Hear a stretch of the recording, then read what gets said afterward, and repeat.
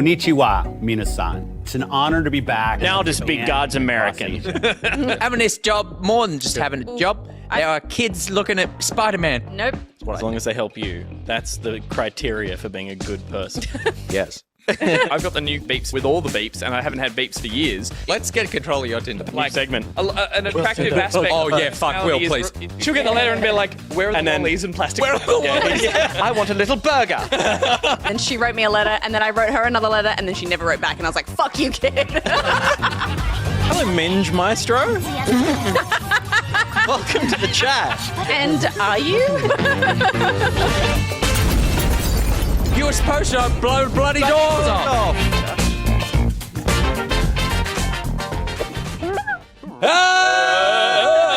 Welcome to Back Pocket for Thursday, the 22nd of September. Coming at you live from the Loki Studio, starring Stephanie Ben-Dixon, Hi.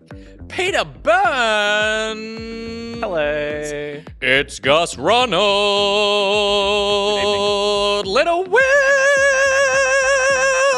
It's your boy, Nick Boy Richardson, and tonight on the show, we step through the portal to return for another season, telling the foretales of our fantasy. Our Overwatch ends as it began. We are the beta and the omega, sitting in reflective solitude, trying to figure out how to work arcane into this sentence, Gus. Get that once. And I think I used it last week as well. Yeah, maybe. I think I said Splatoon 3 last week. I didn't even try. I think we give you one each week. You're allowed one gimme. Well, here's the thing. Welcome to the show, everybody. I got this dumb fucking thing that I do at the beginning of each show, and it's like, it's not funny.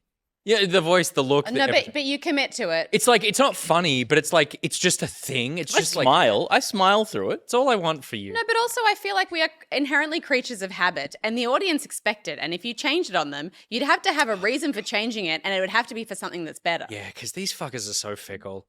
They're just, like, we've said it before, the worst community on the internet. And yeah, you're right. They hate Don't say change. we. You've said that. We Well, don't say the that. collective we. I agree. Pete agrees.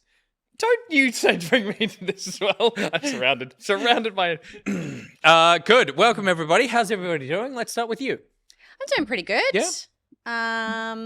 I feel like I have lots of games to talk about this week, even though I feel like I'm always playing games, but I'm usually playing the same games and none of them are really particularly new or worth talking about. Or worth talking. Well- Particularly new. Wow, what a or worth what a word. talking about. Massive slam to Fortnite. No. Overwatch. I mean, like I play Destiny every week, but I can't yeah. keep talking about Destiny. of Like, course. I did my strikes again, you guys. Yeah. Yeah. You know, I'm on that pinnacle grind. I unlocked a cool thing from my season pass. What'd you unlock? Well, actually, I unlocked a gun called Brigand's Law, which was a sidearm, and I thought that would be shit, so I didn't look at it. But then Avexia told me to try it because it has full auto and bolt shot, and you know what? It's one of my new favorite guns. So thank you for that advice. That's great. Sidearms and Destiny, legit fun. Gus, you agree? Sure. I haven't really. Can't beat a drang. I can't beat a drang, whatever that was. Yep. I think Drang actually does. Oh, we're back. It Cool. does Yep. suck. Yeah. I thought it was good because you said it was good, and I trust you because you know about guns. And you have a t-shirt with Drang on it. Do you? No, You I've know, got a That's I've been got drawn. a He's got a physical replica Drang. of Drang. So much worse.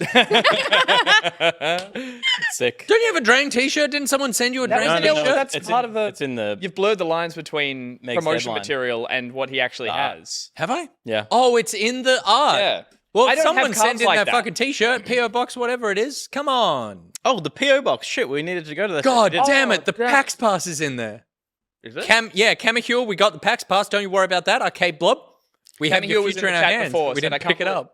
How Camille far was is in the chat post? before. Oh, it's the one that's all. We could do it. That could be a segment. Like, how fast can Josh runs the I also PAX there's a pass? case of Red Bull in my car. Come on, hey, Josh. God. This is just running errands now. Come on. God damn it. Good. bring it Gus, out. did you have the haircut last week? No, 2 weeks ago. Oh, okay. So, yes. But, really made an it's impact. settled in now. And Yeah, it really has. Yeah, last that's week it was it. a Yeah. freshie. But outside of the hair, I haven't really evolved much as a person. No. I mean, you're always. No, it's been a real. No, it's been a downward slide. It's been a worse. flat line for this last week or so. Yeah. Oh, Okay. really? Represented in my games. Did you have specific goals that you were Yeah, trying? Always. Goals And that I- tell us how you fell short. I couldn't be motivated. I couldn't be asked. I tried some. I gave up halfway through. The usual. I moved my dumbbells from my side table to my desk. Hey. So that I like to the point where it was your desk? encroaching on my keyboard space to force me to use them. They've been there for 4 days. Have not picked them up. But your desk hasn't blown away. There you go. True. So, And technically, doesn't that count as lifting at least once? That's true. You're welcome. or I'm just an put them on the enabler. desk, and you've got one of those standing desks, right? So just up and down.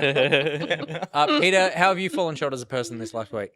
I don't know. I think I've done all right. I don't judge myself as harshly as Gus. That's true. No one does. you, just gotta, you don't need to evolve every week, mate. Be yourself. Gus is breaking out the post show. The post-show sads, bringing them in early. No one does. It's the most honest thing you've ever said. Jesus Christ. My week's been great. Nothing to report. Good. Will? Yeah. no, I'm Anything? I love your jumper. Thank Yeah, you. you're great. It's like a pigeon. Wow, that's too warm for today. Well, I put it on and it's too late to take it off. is Oh, the you committed. real You can take issue. it off. I won't cut back to it. I promise. Oh my god. This one, it'll never come off. for Are the you next wearing 2.5 only hours. the jumper? Yeah, what's underneath? Just a tee. What do you mean just a tee? What? That's just Gus is wearing a tee. What's the problem with that? Nothing. Okay. It's not a tee. It's not a tee he wants to show to them. Oh, okay. You got the nips cut out or something. That's where it gets the warmest. So it's course. like a balance Yeah, yeah. thing. Yeah. I have so many Nipless tees. Fair Isle jumpers that they're called. Fair Isle jumper? Fair Isle jumpers. What's that? That's that pattern that goes across the Oh, shoulders you do? like that. Yeah. I just think of them as Christmas jumpers. Yeah, and they often now all hide little like pop culture references. They're like, oh, it's a Christmas jumper, but oh, look, it's little John The McClane. little 80s walking across a the little fucking Die train. Hards, I little only have gremlins. 2 of those, the Destiny one and I have a PlayStation one. But the rest of them all are just like nice patterns. I just love them. I'm starting a collection. But wool, you cannot hang it because it Can't stretches. hang wool. Can't No, hang it. it's impossible. You got to fold it. You got to Marie Kondo it. I was talking to someone today. They were talking about enveloping their shirts. Don't know what that means. They'll be using one of those boards that everyone raves about, the plastic board that you put the shirt on, you go whop, whop, whop, whop, and it's done. Does it turn it into that ball so that it sticks up in the drawer when you open it up? No. Alrighty then. Doesn't condo. It doesn't condo. folds. No. It folds. It folds. Doesn't condo. It doesn't condo. It folds as though you would find it in a store, mate. Yes. Yeah. Yeah, Which yeah. we'll think we can do, and then you do it, and you're like, The point of the condo is so that you can see everything The condo. and you can Yeah. remove. I hang t-shirts now. I have more wardrobe space. I think I mentioned this, and I've hung every t-shirt I have. I Okay. went through that phase. It's a phase? Yeah. Oh no. Then it You're deep. becomes So that's how you've evolved. it becomes untenable. about to It do. becomes You're in a phase. untenable. No. They're lying. It's extremely tenable. I still do it. Yeah. I've done it for years. I cannot believe Because pulling a shirt out from undershirts? Yeah, Hell. no, horrible. Hell. This is the fucking second time I've had this conversation today. I did the that's the point of Marie Kondo. Kondo Spark of Joy line or whatever the fuck she calls it. Dark to light. That's what you want. You want to put your darks on I one did that. side and go all the way up to the light t-shirts. I did that. Do it, Gus, and Very, take a picture. then now it's just turned from colours to whites and greys. I Lot don't of like. greys. I don't like doing that because then they all just meld into one like clothing blob. I need contrast to be able to identify things Oh, interesting. because I'm going blind. Because mine is very much like, all right, I know what I'm trying to achieve today. And number 1 is make Tox Chorg happy. And number 2 is like, I'm going to wear dark pants, so I want a light t-shirt. And then I just go to the light t-shirt section of the walk-in wardrobe and I go, boom! I got 12 t-shirts hanging there in that part from It's the discipline From to keep them going pink back in their same to areas, white. I Yeah, think that's it's the different. thing. You throw a couple of rogue coloured shirts in there, and all the systems go. I definitely have a system, but it's more categorized by type and rather than color. Whatever works for you. All right, good. I have 3 rows in my drawer, and they're like nice, every day, doing work. My around favourite the thing out house. of that, Okay. Peter just has a drawer. Yeah. No, that is But Why for would, sure. Peter need anything else? No, I imagine everything you have Come is on. in that drawer. It's just your pants, your boots, and all your shirts. No. Your I do have boots. a whole drawer of shirts, which is too many shirts. It's too many shirts. You don't need that many shirts. I've got like 30 shirts. Never What come the to fuck my am I ever house. going to wear 30 shirts? Yeah, but you buy weird mushroom shirts off the internet. No, What that's do a you shirt. expect? That's a collared shirt, and that's hanging in a position of authority where it belongs. These belong in a drawer. He's They're the like in a scum. museum. Mushroom shirt, king of the shirts. Looking over his kingdom. Good. So Good. awful. That's so correct. Amazing. Okay, excellent. We've spoken enough about clothes. Yeah. Did anything? I don't know. I feel like I want to extend this a little bit more, but Yeah, we should plug PAC still. Like okay. Yeah, I mean we are running it, so yeah. Well, yeah, the talent show. Like, is that closed yet? It's not closed. That's why I thought. Why I'd say it's not even filled? open. Yeah, like it's like nothing has happened other than we've got all your submissions and we've gone for all of them except for 2. That sounds great. Oh my gosh. Okay, so the thing we just filmed for PAX, and Yep. you were like, submissions are closed. Yeah. You're saying that because that will go up later. Yeah. But that filled me with confidence that you guys have this whole thing sorted, and now I'm finding out we're that fucked. there is nothing. We've discovered that our audience are talentless. Talentless. Apart from a few select ones who have entered, the rest of you, by your own admission, are talentless by not entering our talent contest. I was stressed about this idea from the beginning. Prove us wrong. No, it's Prove fine. us wrong. It's fine. Go check out the Google So form. here's the thing: we have enough, Yes. for sure. But But more. we can always Yeah, just go the more through we them have, fast. the less we talk about t-shirts. Totally. Yeah. Like we've been people- on air for 10 minutes already. It's not going to be hard to fill an hour at PAX, but People can enter as a duo or Oh my god, yeah. Oh, a yeah. triplet. Fuck yeah. A You got a team? little circus troupe of little tiny little tumbling people. Yeah. Liam, you have a talent. You can do that thing with the bubble bath. What the fuck? Steph. Did you see the photo we posted on Twitter? No, none of us did, which is why we yeah, no, I saw all that. stopped. We all looked at Pete with concern. Does No, does he plug it in his butt and then fart bubbles? No, it's Did you not see it's the photo it's either? too No? it's too beautiful Yeah, to okay. Just come up and bring that photo up. That's talent. Okay, I'm going to go to To his have the Twitter right confidence now. to show that photo in front of a room full of people, that's a talent. You put it on Twitter. Why would Public. you? Come on. Yeah, that's done. Avexia, you can't get angry at Steph bringing You this should up. delete it before Nick gets to it. I'm already there, mate. Being publicly There you go. seen. Okay, how far back am I scrolling? It's also like, That it's much. 2 weeks. If you're coming to PAX, Get there. you could learn a talent between now and then. You could learn a talent Yeah. between now and like a day. Yeah. There's heaps. You could be swallowing swords in 2 weeks. Just And start I now. reckon in a week. I've got- You won't live, but you can do it now. Something burp related. That's always fun.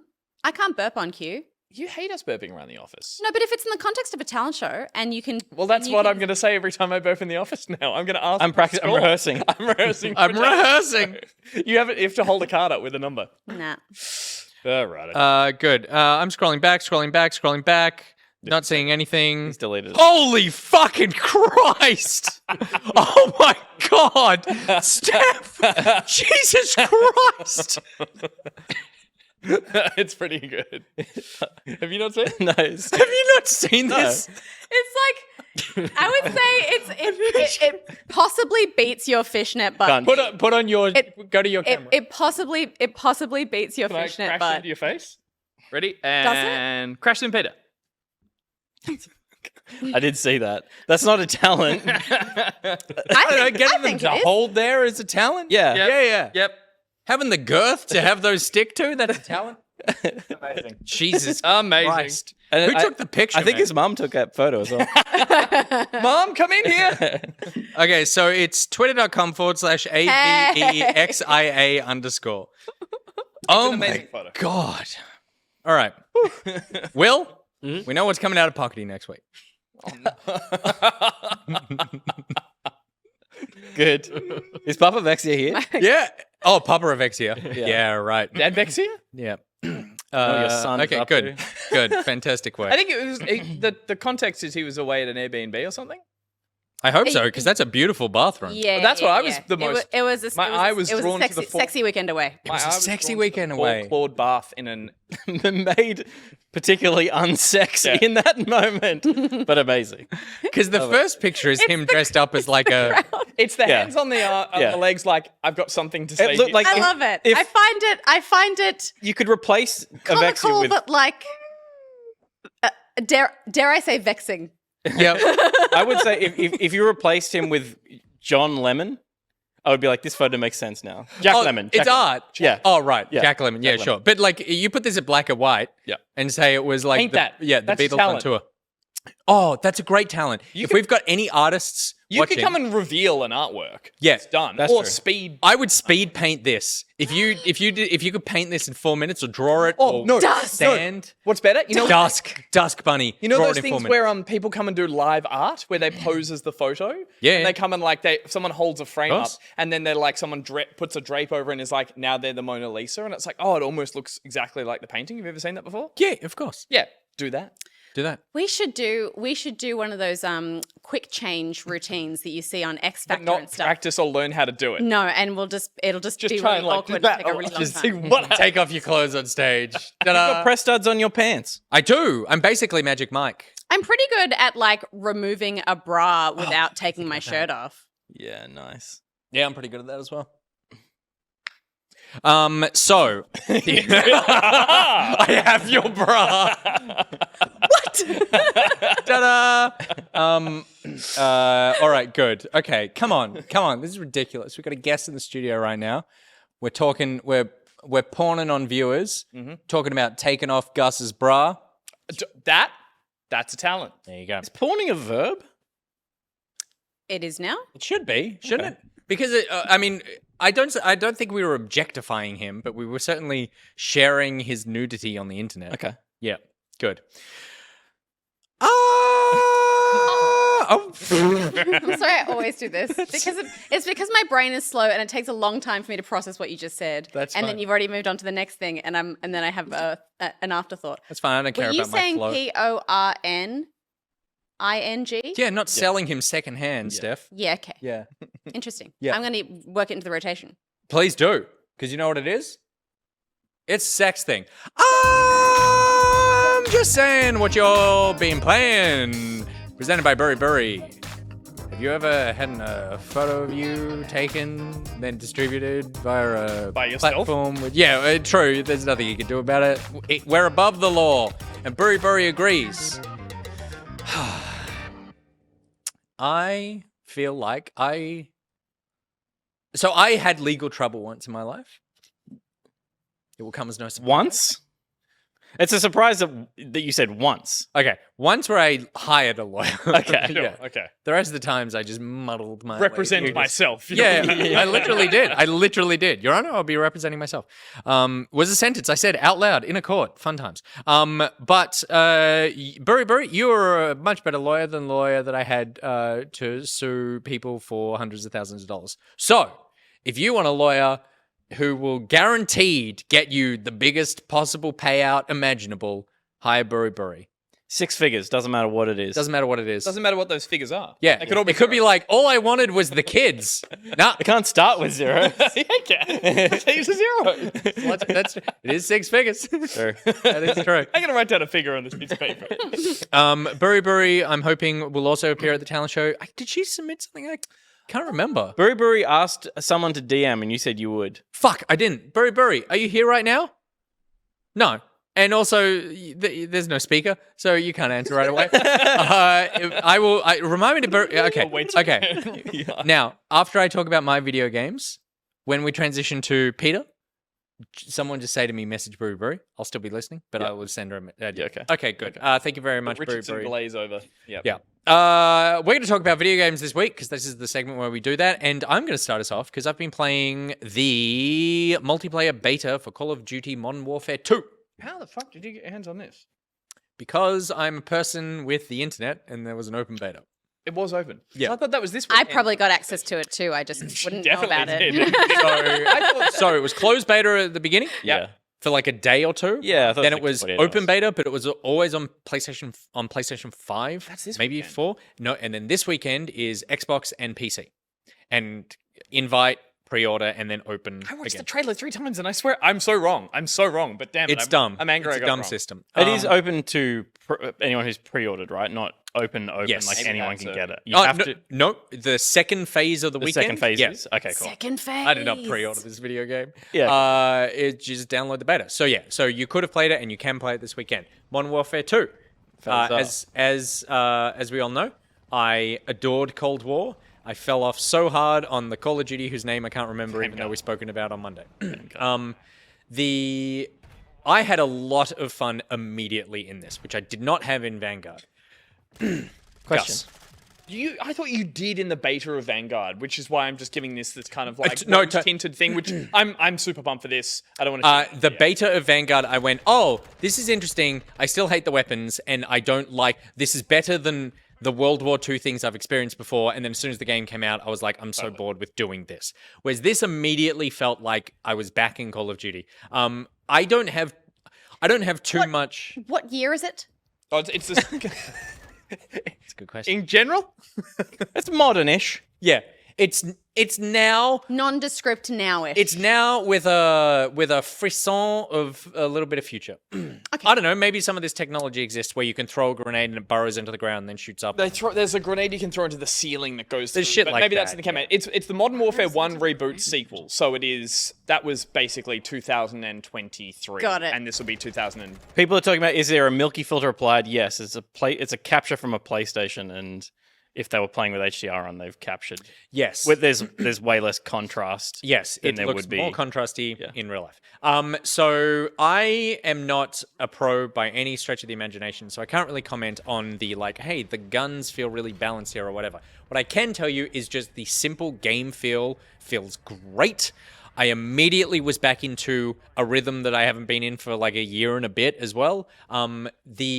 It definitely feels heavier than Cold War. Like the characters feel more like the Modern Warfare characters in terms of weight, and they're a little bit slower. They're a little bit like bulkier to get around. But things being able to like, you can run around, set up on a corner and sort of mount to a corner and hold an angle and that sort of thing is there, which hasn't been in various iterations in the past over the last couple of years.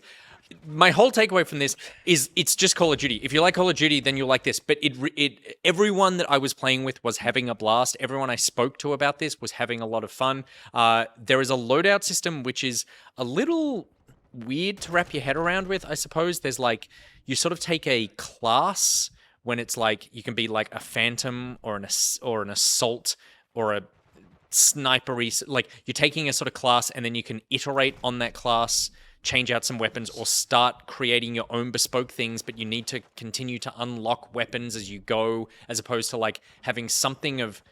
My impression of this was that I was like, oh, I picked up the perk where I can carry two primary weapons. Yeah. And most of my primary weapons were locked. And I was like, oh, so do I need to play as a sniper to unlock sniper rifles so that then I can add them to a loadout as opposed to just variations of a sniper rifle? And you unlock perks like that are attached to a specific class, and they can't be used across the other classes.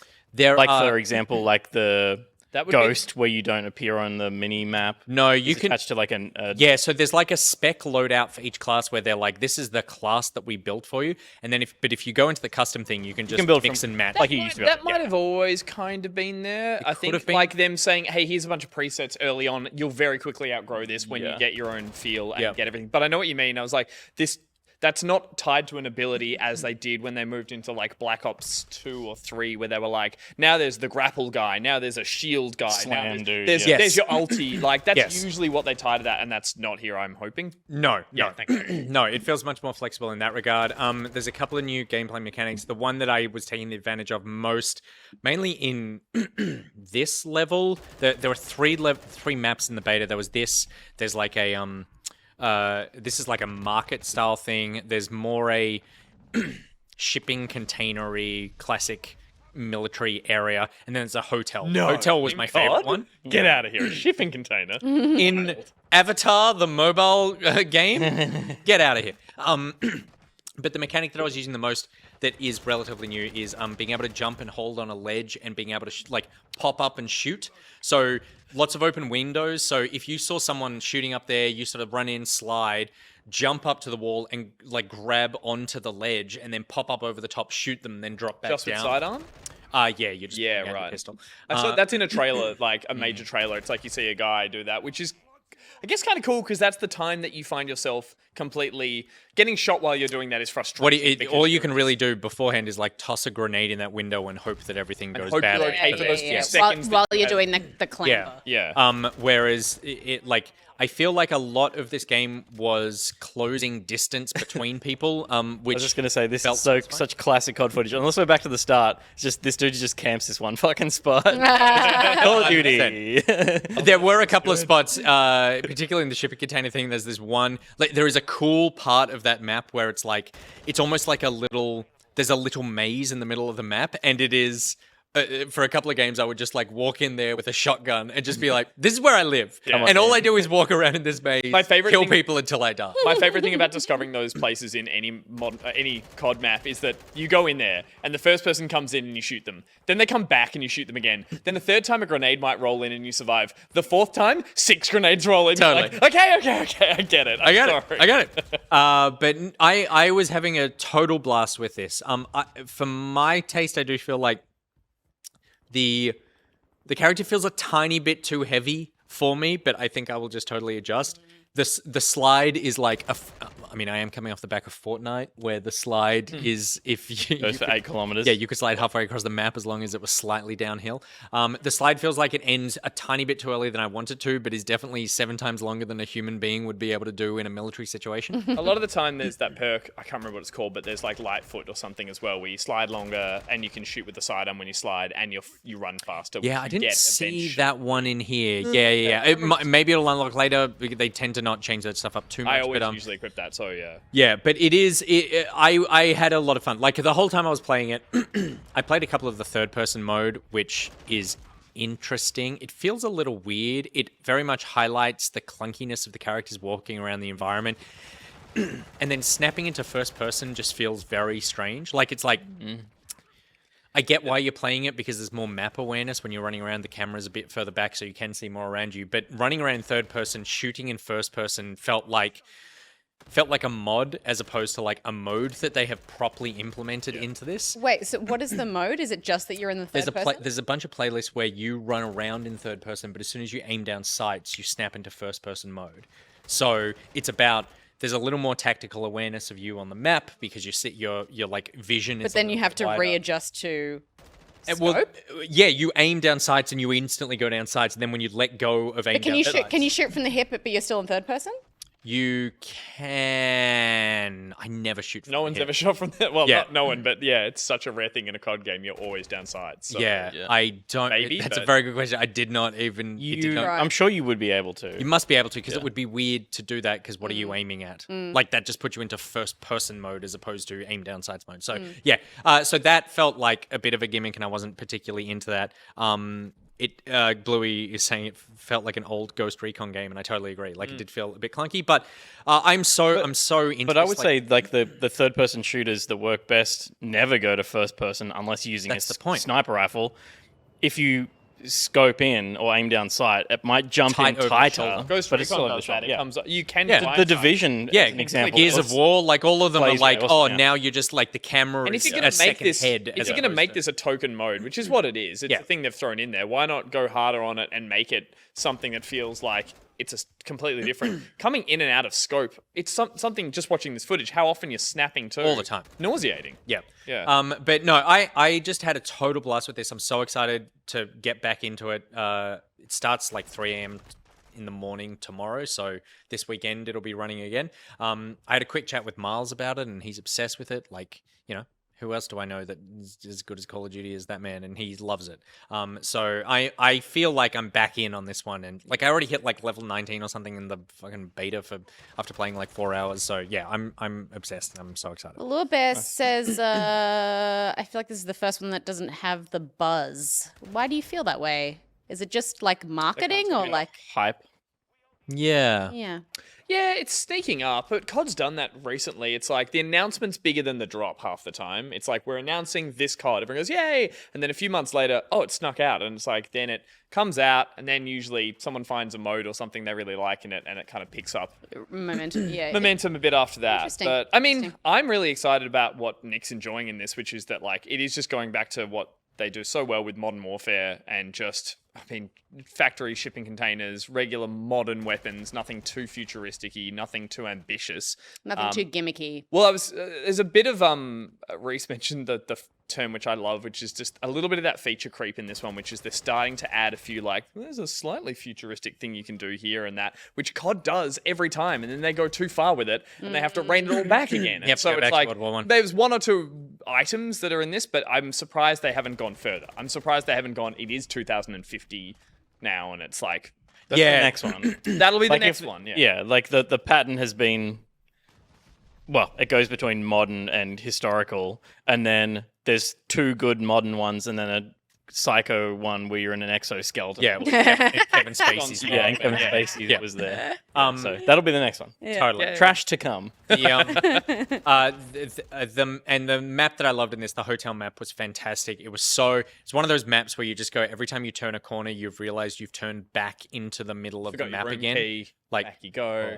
Lots of great sightlines, lots of great height disparity between, there's this cool open area in the middle where there's this balcony running across the top. There's 5 or 6 doors coming in with it just feels like every time you turn around a corner, you're coming into another choke point, which tactically feels very exciting, that there's always, you're about to be killed or you're about to kill someone. And that's what, and the COD maps that I don't like are the ones that where often I feel like, oh God, I've accidentally taken a turn where I found myself in the corner of the map and I need to run back to the action. And particularly that hotel one just never felt like I was in an area where there wasn't something going on. And I'm super psyched for this.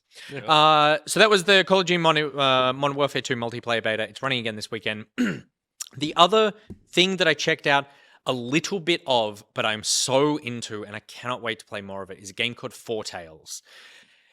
So Four Tales is it's a card game, but really it's a board game. It feels, the way that it was sold, I saw a Rock Paper Shotgun article about it where they were talking about how it feels like Hand of Fate. Mm-hmm. Mm-hmm. And a Hand of Fate sort of storytelling style. This game is beautiful, and I'm so excited to be checking out more. The basic premise is you play as, it's all anthropomorphized animals, and you play as a sort of sneaky thief that has a tiger as a best friend. Vol's, I can't remember the thief's name, is Bird or something. And you both of your characters have their own deck of skills. So in the middle, just down the bottom where you can see the dialogue coming out of, those are your 2 characters, and they each have their own deck sitting underneath them. The cards splayed on the left-hand side are your skill-based cards, like your abilities, and the cards splayed on your right, think of them like an inventory. It's food, money, fame, and I think they call it grim, which is like your threat level, I suppose. And the 3 cards up the top are locations that get played out. And then you basically play cards to those locations, and depending on the kinds of cards that you play, have different effects on those locations. So this is the stuff you're seeing here is right at the beginning with the first mission. The monkey on the left is a beggar who has a piece of information where you want to go steal this lyre, this magical lyre that can see into the future. And basically, once you steal that, you get given a bunch of missions that you can choose from of things that are going to happen, and then you have a certain amount of time to execute those missions. So this monkey knows something about what's going to happen, but the monkey is a beggar and goes, okay, I'm only going to give you this piece of information if you give me some food because I'm really hungry. So I need 5 apples from you, and then I'll give you this piece of information. So down the bottom right in your inventory cards, you've got a food card and it has the counter 1 on it. So you're like, right, so I need 4 more of these. You go to your skill cards and you start playing skill cards on different locations. And some of those skills are like scavenge. And if you play scavenge in a market, you might find, it shows you're going to find 2 food here. It tells you before you drop the card? Yes. Yeah, okay. You'll gain 2 food here. And you'll gain 1 grim because you've basically stolen from someone. And your sort of infamous level might go up a little bit. People might be aware that you stole something. So you play that card there. But if you played the scavenge card in a field or a forest, you would find different things. So it's the card changes, the result of the card being played changes contextually based on the location. Have you tried scavenging the beggar? can't scavenge the bagger. But there is totally stuff like that where you can kind of break the game of going like, okay, I'm going to play a weird combination of cards to try to like trick you into doing something. I love the art and I love this patch of like window sunlight across the board. So isn't that lovely? The music is phenomenal. The art is incredible. And these locations change all the time. So when you go out to the forest, this becomes like a patch of grass that has where you're playing like the cards out in a field, that sort of thing. Amazing. It's so stunning. Everything about it is so elegant. The writing is really beautiful. It is like a bit of a swashbuckling thief adventure, a little bit tongue-in-cheek, but earnest at the same time, not sort of winking that, oh, this is a card game, whatever. I'm kind of in love with what this is doing, just in terms of the variety, because it's not about like building up this sick hand. It's actually going, okay, these are the abilities that I have. Contextually, how can I use these in the environment? It really feels more like a stealth game than anything else. It's kind of like, okay, I have this puzzle in front of me. How can I lay these different things, whether it's like starting a fight with someone to distract another one of these location cards so that I can get something from them, or what? Like, you're always just making these interesting decisions. A lot and of then risk and reward kind of stuff. Yeah. Where you're weighing those up. Because I was going to ask, the Grim currency, like, does that come into play? So it's basically like you can threaten people. So there's lots of parts where you go, okay, this location is like a dark alley that if you go down here, there might be some treasure or something that you need down here. But on top of that card, there's an enemy card. And it's like there are 3 enemies sitting on this location that you need to defeat before you can go there, which again makes it feel super board gamey. Like all of that is totally like you need to clear these tokens from the board before you can now like explore this area. And so with that, you enter into the fight. You can start just like slinging arrows with cards and that sort of thing. Or you can bribe them, or you can threaten them. I was reading a couple of like preview things for this as I was trying to wrap my head around like how the game was working, and they were saying that at one point in the game they robbed a cop and stole what was in his pockets, and one of the things in his pockets was an arrest warrant. They put that in their inventory. They ended up against a group of 4 enemies later on in the game and pulled out the arrest warrant, and the enemies all freaked out and ran off because they thought that this person was like an undercover cop who was going to arrest. So they ran off, and it's like, oh, that's really cool. But then you also could use that to get into a location later on and like force your way in pretending to be the police or something. Like there's just a cool dynamic way in which everything feels like it has 2 or 3 different ways in which you can use an ability. Do cards always get burned when you use them? That warrant disappears? Yeah, so the way that you play those hands out, the inventory cards just get burned. You need to re-earn things that are on your right-hand side. Yep. On your left-hand side, you play out an ability. It goes to the bottom of your deck. Yeah. You can't, like to an exhaust deck, sorry. You can't draw it again unless you rest. And the card on the right, on the far right of the deck there, that's your rest pile. And each rest pile, there's like a couple of cards in it. It has like the first one you come across is like just rest and you recoup your whole deck and all of your characters get all their cards back and start drawing them again. But then the next one is like you rest, but also there is a debuff that is applied or something has gone wrong or some weird card has been added to your hand or something. So as you continue to rest, it gets harder and harder. And then when you run out of rest cards, then the mission is over. And if you haven't completed the mission by then you fail the mission. So it's this sort of combination of a board game, Dungeons and Dragons, in terms of the storytelling is very... theater of the well, mind. yeah, it's an RPG. It's and totally this, yeah, and it's really, and the characters are all really endearing and cool, and there's a depth and just a style to the whole thing. I had not heard of this game at all until I saw this Rock Paper Shotgun article where they were saying it's basically like Hand of Fate. This is out. It's out. It came out like 4 days ago or something. Just PC at the moment. PC at the moment, yeah. Okay. I don't think it's on anything else, but it really is. If you need to wrap your head around card mechanics, but if you like board games, I think you would be totally into this because it's not like Hearthstone, it's not like Magic. It's much more about there is a world that we've laid out here with these cards that you are now exploring. It's like fundamental RPG stuff. Totally, that would make sense 100%. to anyone who's played. Yeah. So how just wonderful is it? We've seen so many card games where it's like the wonder of digital card games. I know we kind of shit on them sometimes as a joke. Is that you can't put a card where it shouldn't go, and cards order themselves neatly. It makes me so happy watching them get dished out and go. Oh, The Like first when I digital play a card- real card game, I'm like, fuck. Totally. Can I The first do digital this? card No. game I played, I think, was Magic: The Gathering, and I was like, and that was a difficult game to, I think, learn, and it was before they'd really kind of nailed down the interface for digital card games, and I was like, this won't catch on. There is calls in the chat for there to be a specific Nick card-based game. There really segment. should be. I feel Dolphin bad Pants. every time I bring it up because I'm like, oh, he's talking about a fucking card game. And if you don't like card games, oh my God, how insufferable. But I No, don't like they're card so games hot right sometimes now. because IRL, they're just a bit...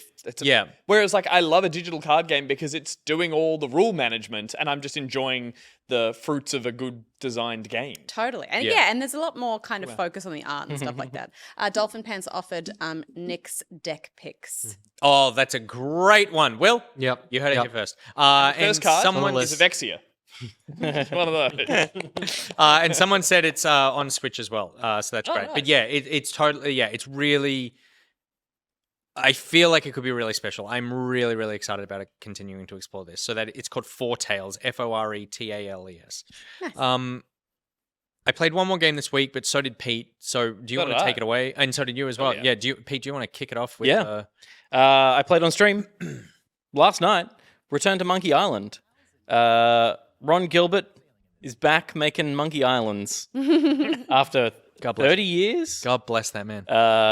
And Guybrush Threepwood is back. It is a continuation of the story.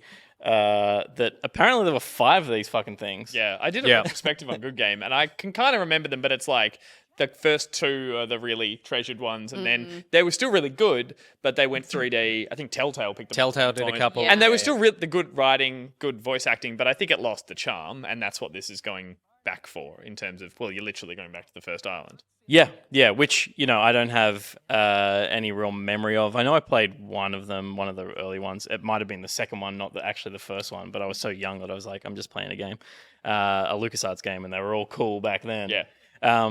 And it really, I love the new art style. There was a lot of conversation online about how it looks now, how it's kind of so different to the pixel art of the first games. But I fucking love it. yeah, it's The art style Yeah. in particular. I fucking love It's a it. cool color palette. You don't see those colors used a lot together. yeah, it's just really vibrant, and it's vibrant in its look and in its writing and in the way that the puzzles play out as well. Like everything is a joy. Everything is meant to be joyous, and I've found it really, really, really fun so far. I'm up to part 2. I think So I I finished the prologue in part 1. I'm at the same spot as you are, I Yeah, think. cool. I only caught the end of your stream, you on the docks, and I saw you laughing, crying at something, and I was like, I have to see what this is. Yeah. So I went back, and I got to that moment, and I was just like... What was it? The mop tree, I Yeah, will say. yeah, It's yeah. just, amazing. And you're right, I forgot how much I love the breadcrumb trail that expands as you continue to pick up breadcrumbs, because it's the LucasArts point-and-click adventure of, I need this item, so I'll get this for that person who Yeah. needs this item, who needs that. And you get to a point, I think the game even pokes fun at itself, being like, you don't even know what you're doing for this, because you need to get all the way to... It is. I think that was something in our first, what's the segment where we put things in jail? Pet peeves? Yeah. Yeah. My thing was quests that block off other quests. Oh, But yeah. then it's and then I was playing this and it was you need a mop. Oh, that'll be easy. I'll There's just a mop go right talk there. to the guy. And then it's oh, okay. Tree, recipe. And it's Yeah. oh God. I hate it too. It gives me anxiety just thinking about it because I feel like I have to keep track of it. And even though the game is keeping track of it for me, I feel like I have to keep track of everything that I need to get for the previous person. And it's like a game of memory that my brain can't handle. That it handles it beautifully. So And, well. Yeah. Yeah. I was going to say there's the basic just layout of what you need to find that keeps it as a list, a checklist. So you have great. that. Yeah. You've got a set of goals, a task list that's very clear and updates well, and I it's love a usually list. just a major goal, and then you go, okay, well that's my major goal, and you have an inventory full of wacky shit that you've collected along the way, and you're like, if ever you get stuck, and you should get stuck, it's a puzzle game, you go, what's in my inventory? Oh yeah, that was a thread that I was following and didn't quite get to the end of, so I'll jump back onto that train of thought and go, I'll follow this lead to there, and then that... It is designed in a way, at least part 1, is designed in a way that you should get to a dead end on part of it and then take a moment to realize that you are, and as you're walking back the other way, a little cutscene will trigger and be like, oh, some time has progressed and characters have moved around the map, and now you're interacting with them in like a new version. Every time you walk into the tavern, there's a new character set up in there. Yeah. That's like, oh, okay, I was supposed to come back here. Yeah. Like a bit of stumbling around, but also the hints thing is really elegant. Have you used the hint thing? Oh, I used one once because. So you didn't go down a few more levels of it? No. It's really good. It's so good. It seemed like a game, like I used it a little bit and it was like, and this was pretty early on when I was like at a dead end. Yeah. And it was like, think about this thing. And I was like, okay, I'll go and think about that thing. Yeah, you're given So I didn't bother going deeper. That you literally can say, I don't know what to do now. And it will know what quest you're on. And it'll show you an option. It'll be like, are you trying to complete X, Y, Z, or A? So you need to find a mop as one of the things without spoiling it. And you go, I don't know where to find a mop. And it's like, maybe go somewhere people need to clean up. And you go, oh, okay. And you could choose to leave it there, or you could say, I need more help. And that will say, maybe go to the bar. That's where people clean up. I won't say any more, but you could do 3 more and you could eventually say, it's here. Yeah, I tested it and I went 5 deep because I was like, I knew what it was trying to tell me after like the first one. And I was like, but let me how obvious is it going to and get? it keeps going subtle, but that's now we're at 5 subtles and it's kind of going, you should know by now. And if you don't know by now, do you really want to know? Boom. This is where you need to go and just go do this thing, which is so beautiful because it is like, I do think these games, like you said, not only are you designed to get stuck so that you walk somewhere else and start exploring, but also like getting stuck is part of the game because you just go, oh yeah, when we don't all share the same kind of brain. We all think a bit differently about everything. And so back when these games originally came out, it was like, it is incredibly difficult for me to figure out how to find this piece of information. And here it's so elegant, but it doesn't feel like, it didn't feel like I felt, so far at least, I'm not relying on going to it because it's also really fast to run around all these spaces. Yeah. You can run across maps. The fast travel later on in the game, as I've heard, is like when you explore a cave or something, when you go back there, you just go straight to the end of the cave as opposed to like having to walk all the way through and that stuff like that where it's like, the game is like, I know you're going to be bouncing around a lot here, so I'm just going to put you where you need to be and not. It's also just that accessibility thing of just like, yes, you want to be able to have the option to play the game as intended and solve all the puzzles yourself, but maybe you've played through 80% of it and you've solved all the puzzles and then you're at a point where you're like, I spent a lot of time on this and actually don't want to fuck around anymore. Just help me. Yeah. I think that's also how much you're enjoying that puzzle. Like, for instance, that mop one, there's a cutscene at the start that I was like, so good. This is great. I'm like, I'll play along. I have no idea where you want to send me, so I'm going to investigate. I did, at a point later on, hit a point in that puzzle where, I think it was later on, I'm like, I'm over this. I've looked everywhere. I'm not enjoying this now. I'm not enjoying just like for a section trying to solve this little bit. I'll take a hint. I'll take 2 hints. Okay, that's where it was. I was never thinking that. I don't think I would have found that. Now it's a slippery slope. Well, sometimes you overcomplicate things. And the character even says, like, enjoy the journey. Don't just skip to the end. But at that point, I was frustrated. In any other case, I would have looked up a guide or put the game down. The hint sent me in the right direction. When I was there, I found the solution without having it told to me. Perfect way to do it. And what do you think of the art style? Because that was the big like controversy. Oh yeah, no, I like it. Yeah, I like it a lot. We were talking about that when you were messaging BuriBuri. When you were messaging, I did hear that, but I didn't hear whether or not you actually really liked it. Yeah, I think it looks great as well. I was watching SkillUp's review. Did you watch SkillUp's thing? No.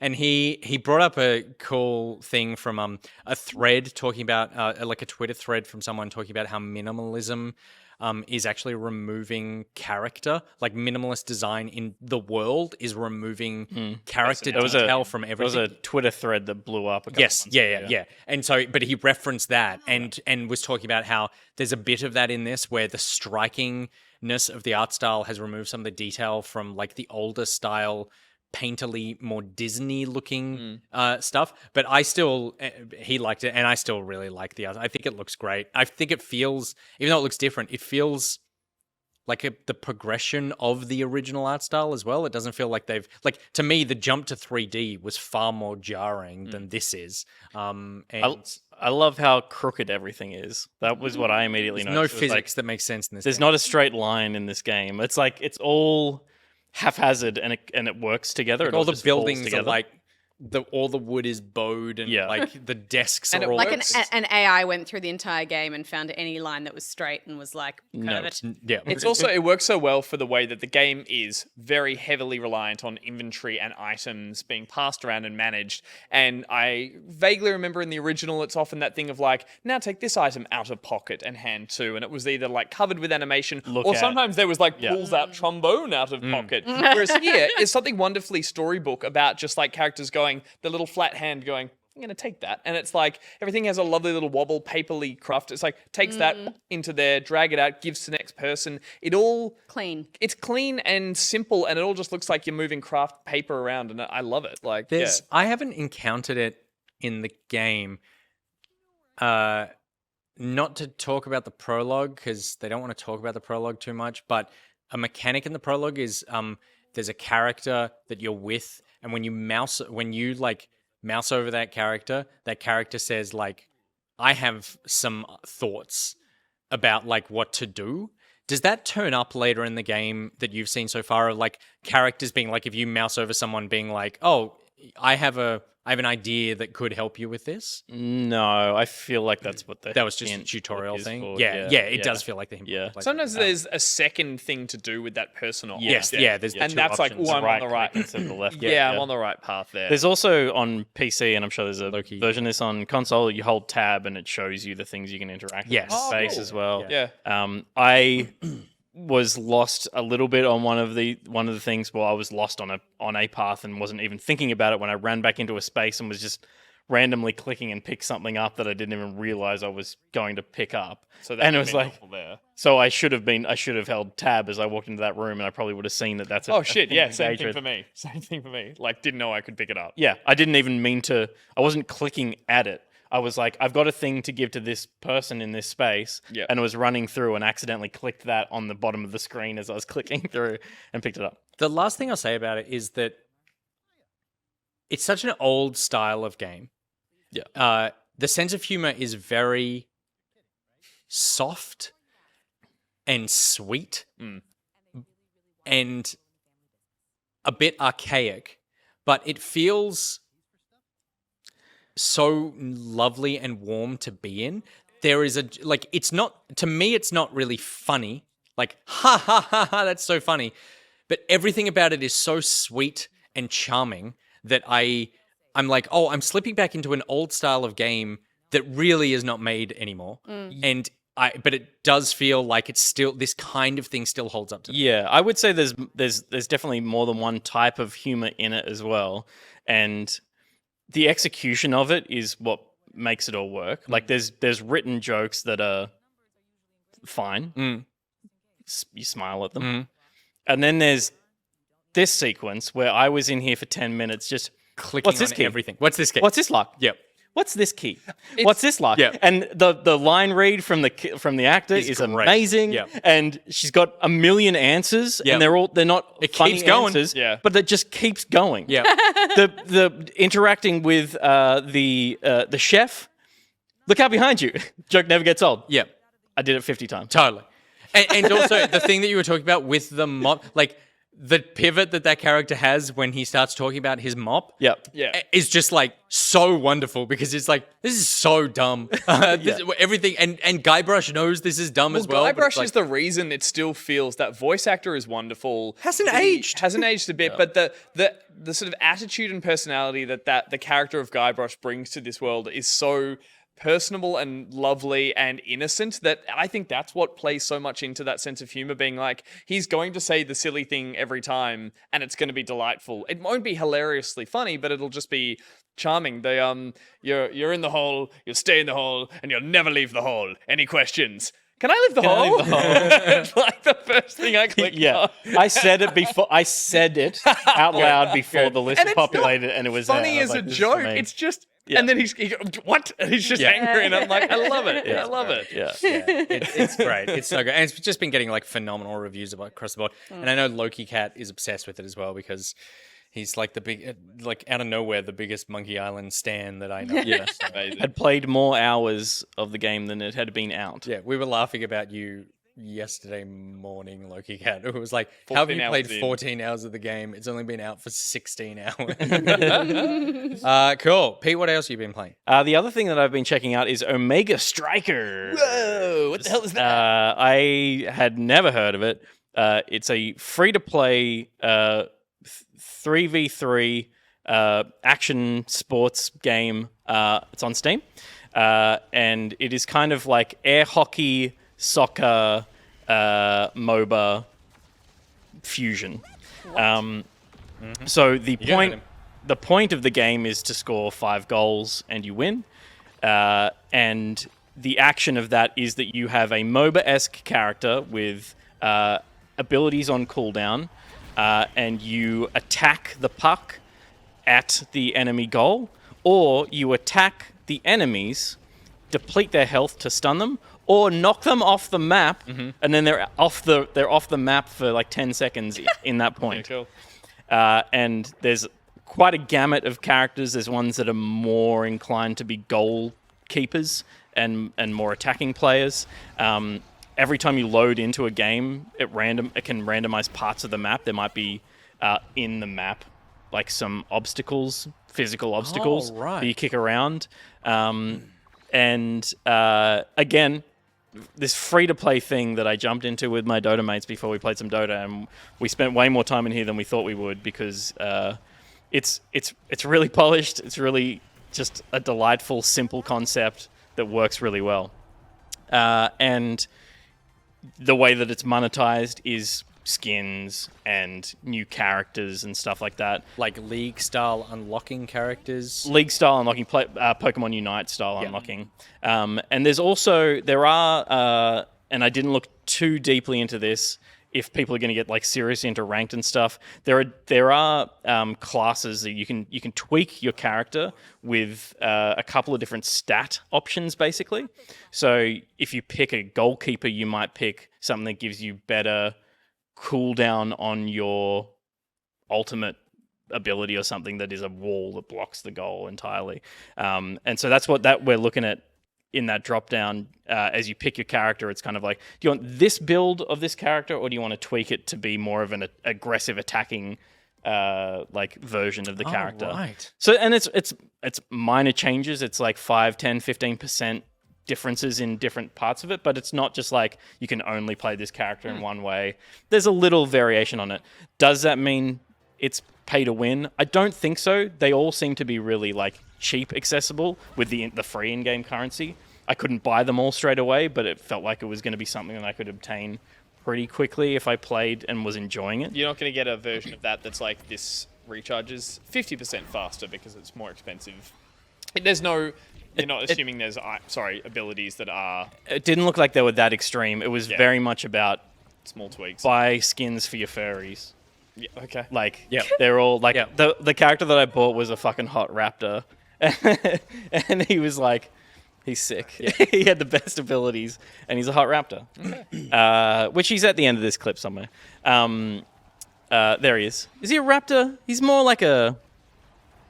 He's some kind of dinosaur. What are we looking at? I was going to say, I'll be honest to say, just before you probably defend it, is like, I love the concept of this, but I hate the clipping and the MOBA-y kind of character art and the fact that I'm like, it still feels like a mod to me, like from what I'm looking at. A mod? Or a MOBA? Like a mod of a MOBA. Like a version of that someone's made out of another pre-existing game.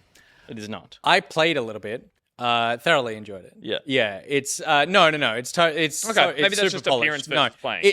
It is a difficult game to watch, I think, because it's like it's not as complex as a MOBA. There's no big map and like it's not like teams are setting up particularly intricate things. I'm sure they will, but it's like that area is so small. Anyway, you can tell you're watching it right now and you're like, this doesn't look very fun. But playing it is very satisfying. Yeah, the characters move a little slower than I was expecting they would, like around that map.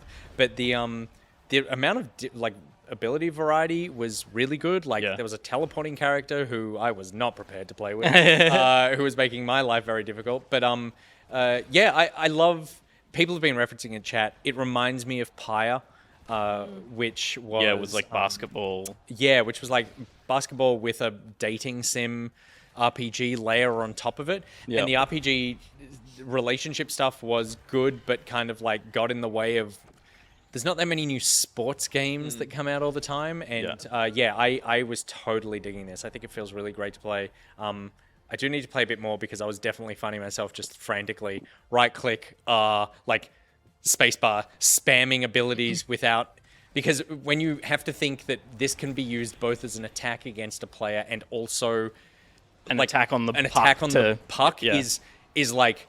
There's a lot of split-second decision-making of like, do I want to use this now or do I want to hold this, attack this player, and then use the ability to get the puck further? Which I think adds only depth. And reward. And I was playing with people on comms, which this is like literally our first few games I just recorded, and so we're shocking at it. But by the end of it, we were like, all right, I'm going to play like a bruiser. Yep. You just focus on the puck. Totally. You're in goals because you're the big dude, like, and you've got like big Rolls. log that you roll across the map and that kind of stuff. Yeah, you want someone out there harassing people and like drawing their chaos. ire and their attacks and that sort of thing. Yeah, I think there's a lot of depth to it, and it's really polished for what it is. Yeah, like again, it's entirely free, so I reckon heaps of the Pocketeer community would really dig it. And Yeah, cool. I can see community game nights of this happening in the Discord for sure. And the game's really fast. It's like 4 minutes, like Rocket League. Yeah, or something. tiny Like game. it's not a MOBA level commitment. Quick rounds. Totally. At the end of each goal, once a goal is scored, the camera zooms in on the person that scored the goal, and the map is still live. So everyone kind of runs up to them, and you can cast an emote, and the emotes as well you buy. So everyone just does these like pathetic little. Good. Great. That's funny. Gus, what have you been playing? As I said, I haven't really evolved beyond my regular tastes in gaming. So this week was a lot of my usual go-tos. The first one, I think, is a game because I've been watching a lot of Cyberpunk. Yep. Cool. I've finished the Cyberpunk Edge Runner series, and Good is it? I loved it. I really enjoyed it. Have you started it yet? I watched the first 3 episodes. And she sounds like she loves it. I watched the first 2 episodes. And you were not thrilled? No.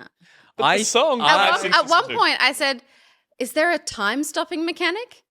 Why is everyone frozen?" Okay.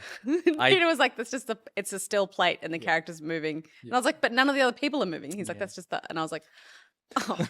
Arcane It's is so one much of the more best wobblier. TV shows that's come out in years. I fucking adore it. Yeah. I'll watch it to the end because I feel like I need to experience the full story, but I just don't think it's for me. Fair enough. Well, it was very much for me, and I very much enjoyed it. And much like my previous outings with television and movies where I'm like, I need to play the game version of that, I spotted a game that had just come to Xbox, but has actually been out on, I think, just the Switch, maybe PC, for like 2 years now, called Arcane, I believe is how it's pronounced. And it is essentially just a top-down survival brawler where you play as this cool chick with a katana, and you're in a very sort of regular, I was going to say small, but medium-sized map, fighting off waves and waves of dudes with katanas and special abilities and things like that. It is, I guess it's a wave mode, essentially. It's a wave mode. Skip. I just want the wave mode. The button so fast. Wave mode. You said the word. I did. And it is a cool art style. It is a cool soundtrack as well. The movement is really, really good, and the attack is actually quite pinpoint. It's not just spam a button. There's quite a bit of skill to it in terms of you're managing a stamina that she has. You are recharging your bullets for shooting attacks by getting extra kills. You're equipping different items that have different spin attacks and throw attacks and that kind of stuff. So there's a bit more in there than just a regular hack and slash. But it is just a very, very hypnotic, gratifying brawler in the vein of something like, I guess, Vampire Survivors, where you are moving constantly because you are dragging this mob around behind you. Yeah. And you're a magnet to enemies, and you're just which is wonderful for when the action heats up and you can really find yourself in this trance mode of just the music is pumping and you are juggling kills. You are one-hit kill as well, so much. One-hit kill? Yeah, it's Hotline Miami. It's like you take one hit, you're down. You are hitting restart constantly. If you make it to 100 kills, you fight off against a boss, and then I can't get past. Once I get past that boss, I haven't reached the next. But when you then start a new run, that boss levels up. So when you hit that first boss again, he's now level 1 version, level 2 version. So the boss you're hitting iteratively is improving. You're not breezing through the Correct. first level. Yeah, he's actually getting harder at each run, which is a challenge I really liked. And then the main thing that was really exciting was that you are chasing a whole bunch of objectives, which are get a certain kill streak, use this attack certain amounts of times, and that's what unlocks your gear. And they're all just different enough that I would challenge myself to get one of these certain objectives, and the second it was over, a new one would pop up, and I'd be like, I think I can do that. And straight away I couldn't, but 6 runs later, I was getting it, and I'd taught myself how to do whatever objective that was, deflect certain amounts of bullets, all that kind of stuff. It is real arcade gaming, but it was totally what I needed watching the show and playing it. There's the only other thing is a cool stamina bar that you build up, or a special bar, that if you execute it, you do an attack where you just mash buttons. I was just about to ask, for this kind of thing where you get groups of enemies around you, surely there's a mega attack. So I don't know if this footage has it. It's the Dragon Strike, and essentially you mash all these buttons. This huge hand-drawn version of her suddenly pops up on screen doing this, like, looking around at everyone, and then it suddenly draws a line between every enemy, a cool trail, and then when you let go, they all just go and turn to red Nice. blobs. Have we spoken about this? This game? I don't know. we haven't. No, we definitely have. It's like I know all of this information, but I've never watched a review of this. I've never weird. Yeah, I'm so living. Glitch in the Matrix. Cool. Yeah. Also, I liked Daxton, who said, "I love that you watched the Cyberpunk show and went, I want to play this, and didn't go for Cyberpunk 2077." But I was surprised by how this kept me playing. I thought I'd put it down after a few runs, and I was doing the thing where I'm like, I have to put it down. My eyes are almost bleeding. But got a big kick out of it, and it's heaps of fun. Well, the color palette looks exactly the same as the show. Totally, and the soundtrack as well. I don't know if there's any that are the soundtrack of the show is awesome. Oh no, but in this, it's very cyberpunk-esque. It's like got some cool tracks that have lyrics in them of just like or sound bites from like Japanese dubbed mafia movies and things, which suddenly come in, and it's very, very atmospheric and very cool. It's obviously more proactive than this, but Vampire Survivors is scratching the same itch as, like, I miss Geometry Wars, and I wish there was a new Geometry Wars. Like, that game was so much fun, and that is what this also kind of feels like, which is you're incredibly vulnerable, and you're just dragging people around this map and trying to... You're dancing through those... You're finding your path and sometimes wiping out a huge amount at the same time, but just sort of barely making it work the whole time, which is a mechanic that... Someone in chat before said it sounds like you're just on edge. Boulder said it sounds like you're constantly on edge with no downtime. And it's like, I kind of really love it. It does that one where you kind of... You hit restart too quickly after it starts again. You're like, I'm back in. It's like, just put it down. Totally. Yeah, cool. So that was heaps of fun. Is it on Game Pass, did you say? No. It's about $6 though. Okay. So it only just dropped in the store, and I was like, I'll give it a shot, and it was heaps of fun. And then the other game, the lead up into the other game I've been playing is that it's no surprise that I really love playing... I love playing military shooters, and I love playing cooperatively with mates, and I love wave mode-esque PvE ones. Don't you press it? Mm-hmm. You just tap my leg. Huh? You tap my leg when you're ready. I like shooters with friends, Peter. But they're also wave modes. It's a wave mode. Skip. I just want the wave mode. She has a little lull, doesn't it? Wave mode. So I love those types of games, and my fallbacks are my Rainbow Six Terrorist Hunt, my Spec Ops modes in Call of Duty, and I play with a particular group of school friends, and we love all of that stuff, but we get stuck in a rut and we don't play any new games. And I thought it's about time we played something different, and I thought something that we played that we all really enjoyed was when Battlefield 2042 launched, we tried the Hazard Zone, which was that PvE asymmetrical thing. And I was like, this could be really fun. So I told my friends, I'm like, we should play this. They were like, I'm not making an $80 investment into a mode that we don't know is any good. I'm like, worry not. I jumped online. I bought everyone a copy for $9. Unbelievable. Because the box copies of Battlefield 2042 are very cheap right now. Which I went through the same thing where I've been playing it and I wanted to buy it for a friend, and I looked online. I was like, $90, but then you could find $9 copies of it on Kogan or JD. JD. That's terrible. That It feels from like Big W. sold for 90. Yeah. So we all got a copy each, a box copy, and we loaded it up, and we jumped in there to play. What do I call it? Hazard Zone. Hazard Zone. I think wave mode. Wave mode, and it's not worth it a third time. So we all jumped in to play it, and You unfortunately, just have my leg if you want it. Thank you. We all jumped in to play it and couldn't find a fucking mode. It's a wave mode. Skip. I just want the wave mode. This one's my favorite, I think. Wave mode.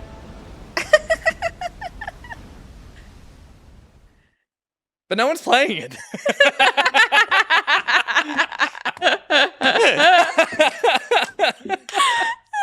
So we went in there and we couldn't get a match. And in one of Hazard Zone? Hazard Zone. One of the there's quite a few modes. You could just extract freely. You couldn't play. Walk in, pick everything up, and saunter out. You take a last look before you get into the hangar and be like, no?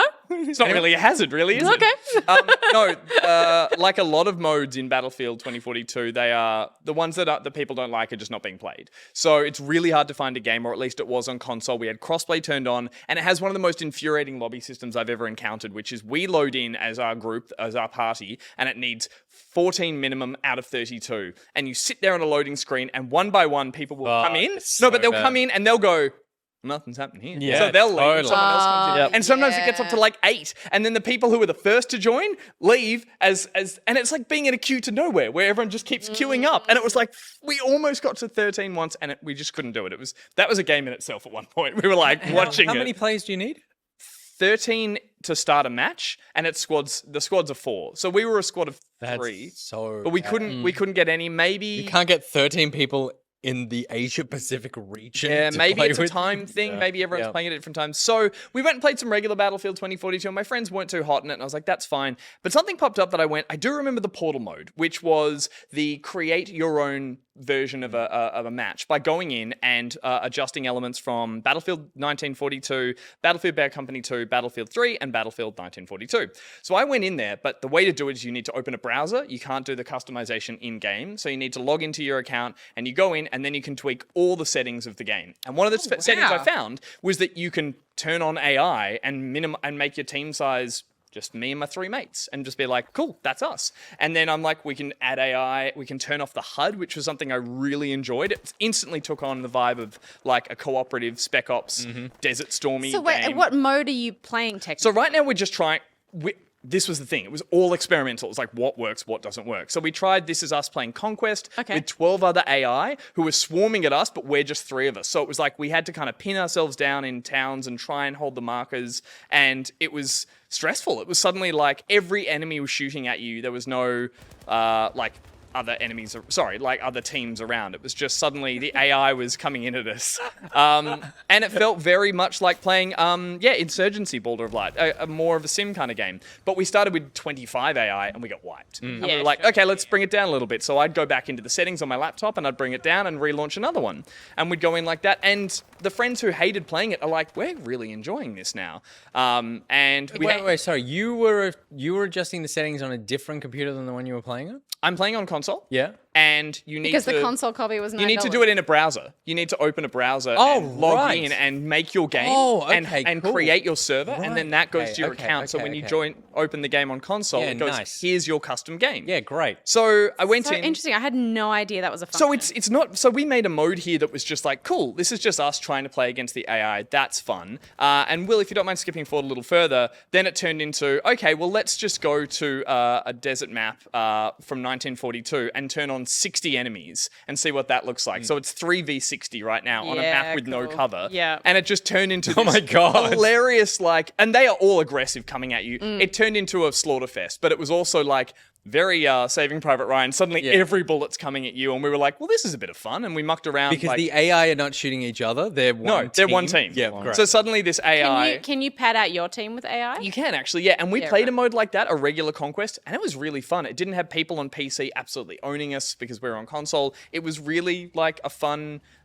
fleshed out, like full of AI. It felt like a single player mode, but we were just enjoying it. I've played quite a bit of Conquest with AI because I think just the servers have been they just will fill out the server with AI and then real people will yes. And you can choose if you want that on or off. And in this case we were like, no, we just want to have these wonky AIs running around and Will, if you don't mind skipping a little further forward, we experimented, we made like sniping maps where suddenly 50 people would come over a hill and start coming down the hill, and it was like, oh my god, what do we do? But I love customizable stuff like this. It makes it feel like you're kind of inventing your own game. And it meant that we were like, we would set up our own little scenarios, and they were obviously usually just, as I said, waves of people running at us, and we weren't being very tactful. It was just making it a big shooting gallery and watching the AI kind of wonk out and all cluster in areas, which is fascinating in itself. Being like, what are they doing now? Can you tweak things like you can add like heaps of vehicles or like? So a little further forward, we threw in we gave ourselves a few vehicles, like because we were outmatched. So my friends are doing bomber runs over the top. If you leave it from here, Will, I think, go back to where that was.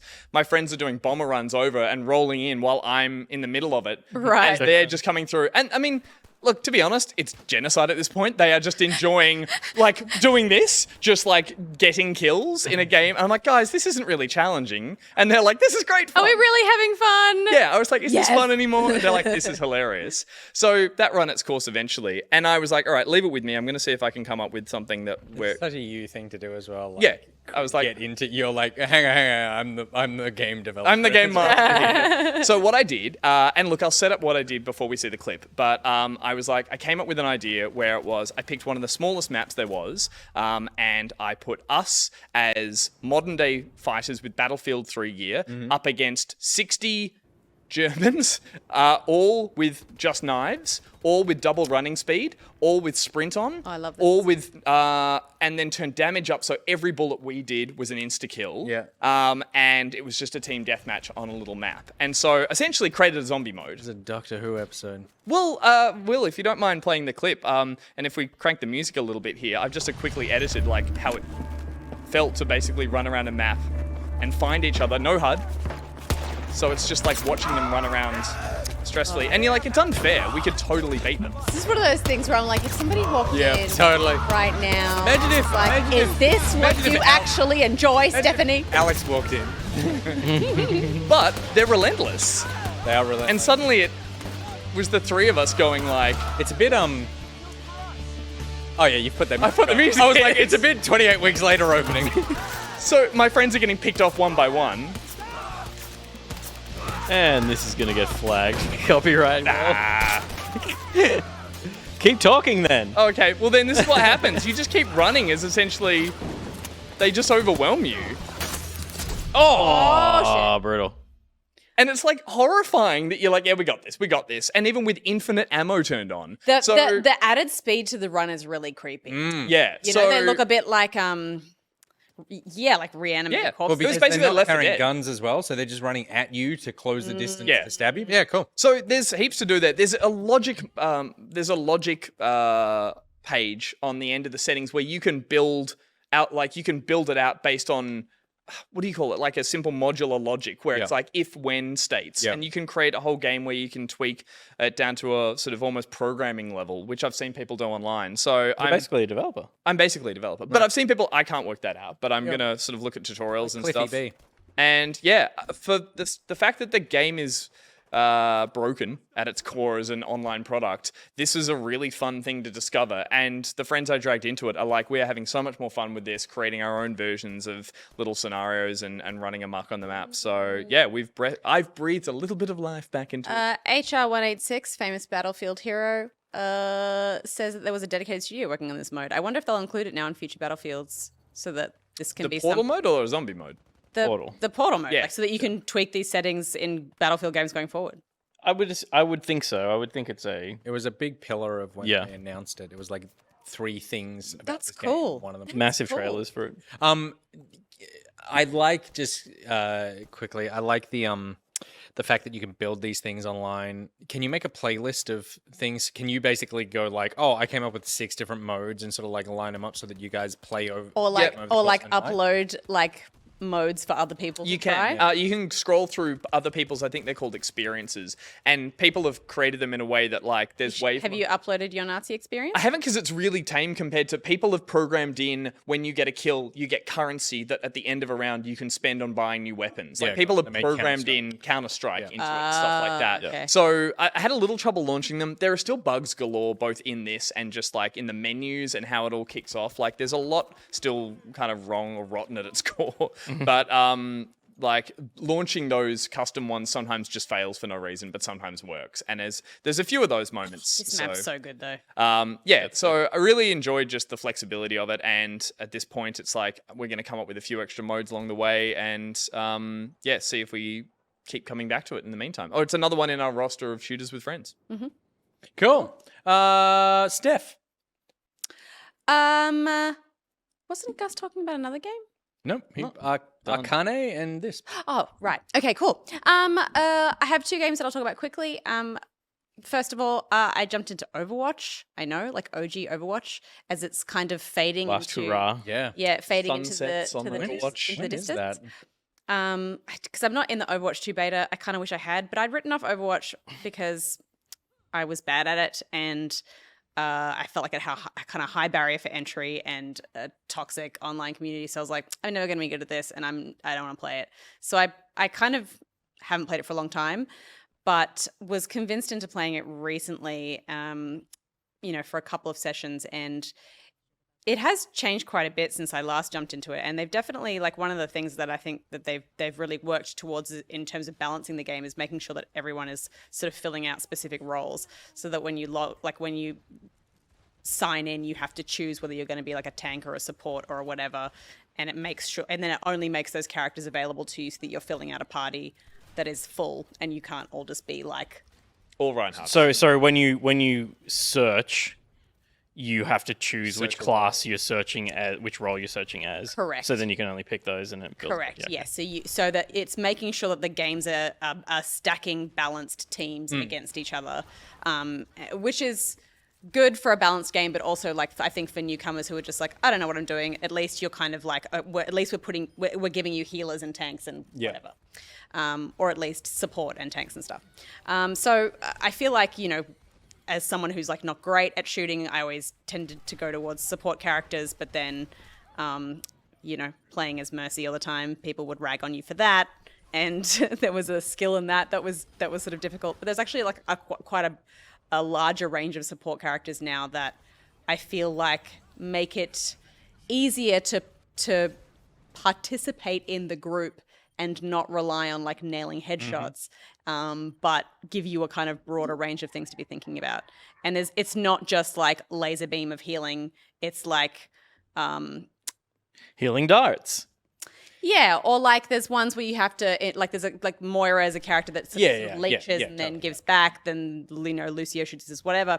I like it. I think and I think also since I last played Overwatch, I think I'm a little bit more confident not with shooting necessarily, but with moving around in the space, which I think is what this game is more about, positioning and that kind of stuff. So I guess I'm saying that if you are like me and you're not super confident at shooters and you wrote off Overwatch, but are like everyone definitely going to get FOMO when Overwatch 2 comes out and everyone's like jumping in, maybe like just duck in to the tail end of Overwatch while no one's playing it and play around with a few characters.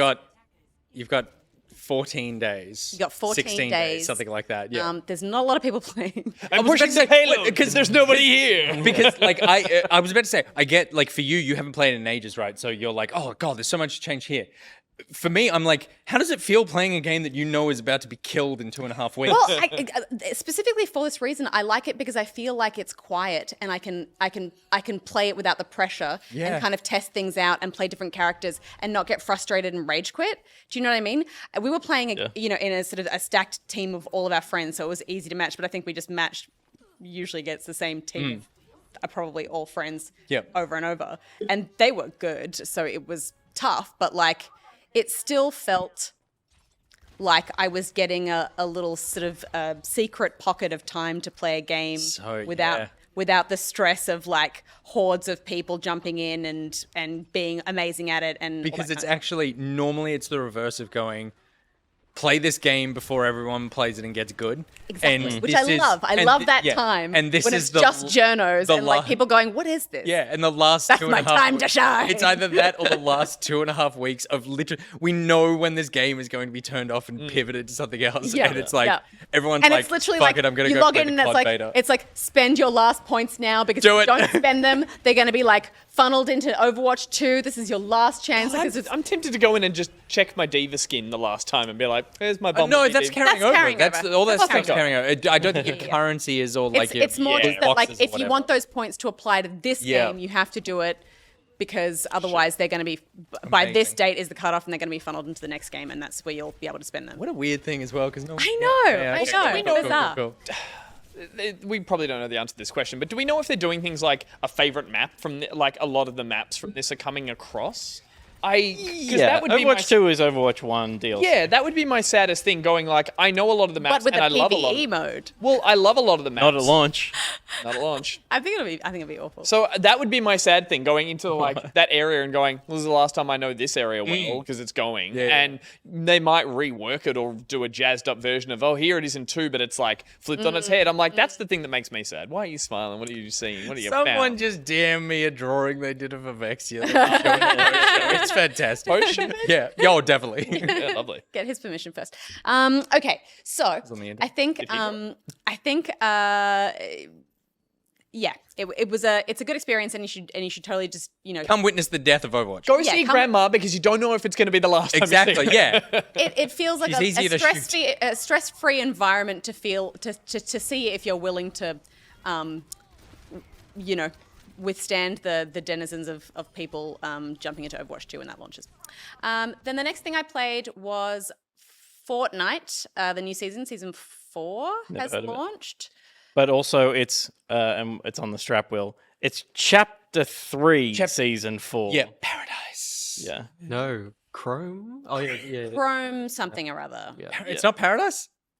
Maybe it is. That might have been last. Who cares? Yeah. Yep. Silly words. I haven't played any of this, so it was all new to me. Basically, the last time I played, I jumped in. It was all of the kind of Marvel Spider-Man-y stuff, and then the like chaosy things falling from the sky. Yep. I feel like with Overwatch, they're obviously their Fortnite? with Fortnite, their whole thing is like, how much do we leave in and how much do we remove? Like, what are people vibing with, and what is not going to break the game when we add these kind of new mechanics in. Mm-hmm.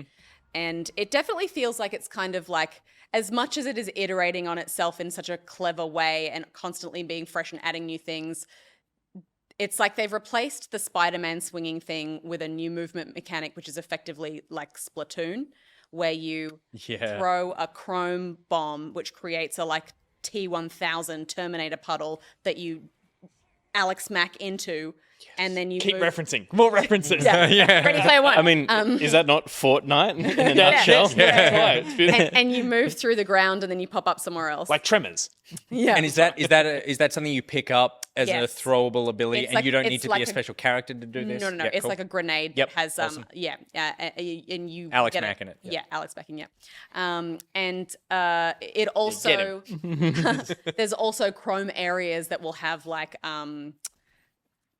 areas like walls that you can pass through and stuff like that. Sick. Yeah, so it's cool. It changes the map and it changes the environment in a cool way. But it also at the same time I was like, oh, this is amazing! What a cool thing. And then I was like, well, this is just Splatoon, and this is just replacing the Spider-Man thing. Like I get it. It's like instead of the verticality of swinging, which I think feels way more fun and free than going Yeah, the along grapple. ground. How good was the frigging? So is grapple that? Do we gun? know for a fact that is gone now? Well, it was in the previous season as a grapple gun. Yeah. So it's basically there, but I think it's been archived in this season. Right? Yeah, So it's not here It's all about the chrome bomb. About now. Can I just say, in a battle royale, I hate the idea if you can just go through any wall with an ability. That Yeah. sucks. That's just like, I'm in this room safe. It's not. It's limited. It's Okay. limited for sure. But Nicky's in there with his shotgun being like, I'm good in here. And then yeah. It's only when the building is chrome that you can do that. So it's like specific areas and stuff like that. I'm excited to check this out because I haven't played in about a week. I haven't played since it dropped. And I didn't even know what the new stuff. What you were saying before about how they do their balance of like, what do we leave in that becomes OP? I feel like the genius of Fortnite, which a lot of games aren't necessarily in the position to be making these decisions because they're trying to keep a relatively consistent lore and universe, is that Fortnite always makes the most fun decision. Every single time it's like, doesn't matter if it doesn't make sense, we are going to make the most fun decision for the player in this moment. And if the most fun decision is you are, I maybe even said this 2 weeks ago, but like if you are Darth Vader with a lightsaber splatooning yourself into a room, then that's what the game should be. And I was so like, that's just so dumb until it was like including properties that I specifically like. And suddenly I'm like, oh, it's so cool. Yeah. Playing the Spider-Man in Fortnite, I'm just like, whatever. And then all of a sudden they introduced Arcane characters and they've got Destiny characters. Yeah. Zavala, and you have a little ghost and you ride in on a sparrow. And I was like, this is sick. So yeah, okay, fine. But no Geralt. No Geralt in your Soul Calibur. No. He is precious. And what a cop out for the developers though, or the artists going. And this expansion, one texture on everything. Cool. Yeah. It is a bold look, Turn off isn't it? textures on everything. Because it is a dominating look, that kind of thing. Yeah, cool. But it is only in certain areas, and it's like, and it's effective. We just saw there that the plants from the previous season where you could plant seeds to heal you on that's still there. That stayed. That's still but it's there. like, as you said, Nick, it's like the boogie bomb's still there. Like all, there's if it worked and it was something they liked. Yeah, there's parts and of the map, licensing deal hasn't expired. Yeah. There's parts of the map that are new. There's parts that are still the same. Yeah, sick. Cool. But yeah, it was fun. I would say it doesn't feel as chaotic as the previous stuff, and I miss the swinging. But the Chrome Splatoon thing is My knees. is a cool spin on getting across the map. And then I played. I've been playing Final Fantasy 14 online. Been sort of like continuing my way through that. I have a great little group of people that I've been playing with. Specifically, the sort of core group is Phoenix O'Lion, Shadama, and Mido. Heroes. The four of us. Mido, yeah. Oh, fuck, I love Mido. Mido's kind of going through the quest, the sort of main story quest at the same pace as me. So we're doing a lot of the same stuff together, which is really great. Whereas Phoenix and Shad and El Prez also rocks up, and a whole bunch of other people. People just turn up. People just turn up. It's great. Yeah. But I want to talk about the story. So this is a spoiler for the main story. If anyone is like worried about spoilers, but I feel like I need to talk about it because it is just so tonally strange. Before you do, how far in? Like what expansion? First expansion. Okay, cool. First base game. Okay, cool. Base game. Yep, I'm like level 40 something. Yeah.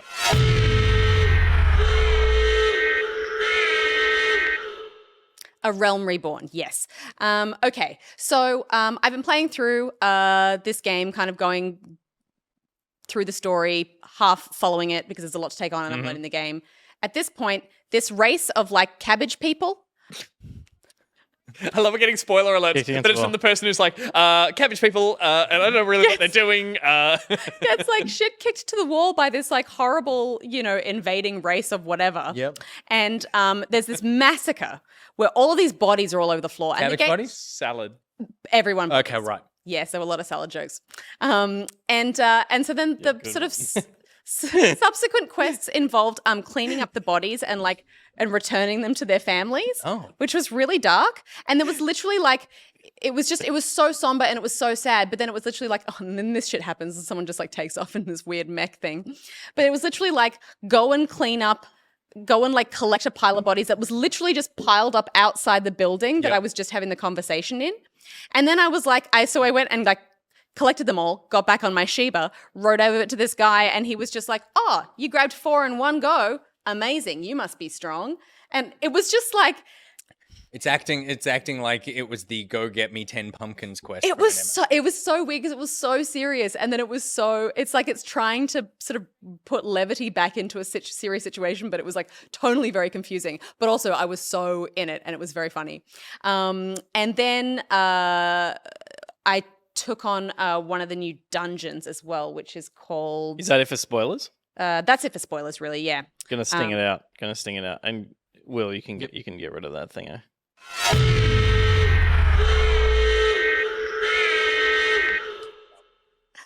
I did Zemail Darkhold, which is for someone who never did any kind of like raids in WoW or anything. Like I played a bunch of WoW, but I never really did any of the sort of big group dungeony raidy stuff. I'm kind of new to this type of raiding, and all of the dungeons I've done so far have been pretty basic because they're sort of early level stuff. And this was the first one that I did that I was like, oh, there's multiple things happening. You know, you have to think about positioning. There's a lot going on screen. I'm sort of learning about my, you know, HUD positioning and stuff like that. Quite literally, your character is reading what to do. Yeah. Yeah, well, I play a scholar. Get out of the dungeon, Scholar. Well, Library? she's all about her books. There is Warrior one scholar. attack where she just actually throws a book at someone. I love that. And it was actually like, yeah, I guess it was my first taste of like true MMO dungeony stuff that felt like we wiped a few times. It was hard, but it was like chaotic, and I don't know, I'm really enjoying it. Wait, first in this game or first full stop? MMO dungeony raid stuff. No, I've done it.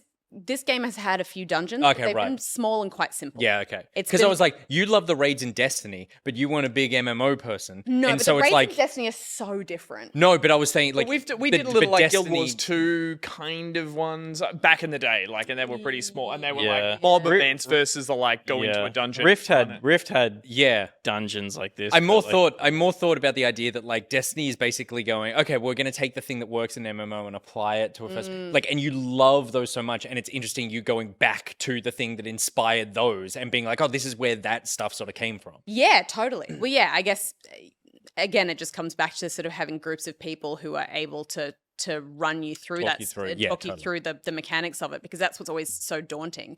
And I never kind of thought I would be a person who would enjoy MMOs in this way, but I'm really enjoying it.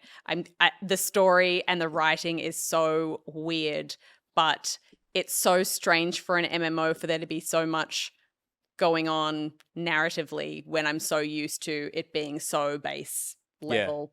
Like, here is the overarching story. Now go get 10 of these. And you're also in the bad stuff right now. I know. Like, and like apparently it is just exponentially better from A Realm Reborn onwards. Totally. And the voice acting is awful. And people are like, oh, just like every time I'm streaming it, people are like, oh, that's right. I remember what this actor was voiced.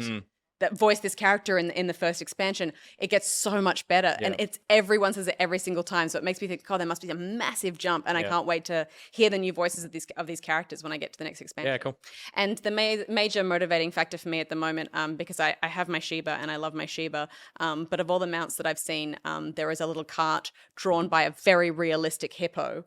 Fuck's sake. You go through so much of this amazing game, and like there's always a reward at the end, which is just like, that is such a Steph reward. I love it. But you've got to be level 90, and I'm level 50 right now. So And they're not handing those hippo carts out to anyone. Oh my gosh, I've never been more motivated to, in my life for anything. I've got to get that hippo. And then the last, I was just going through I went to go download the VOD, and I noticed that someone had clipped something last night, and it was like the last 45 minutes of the stream is me like hunched over in silence, just like going through costume options so that I can make outfits. Now that I'm down that rabbit hole, it's a lot. Yeah. I was very tired, but I had to get it done.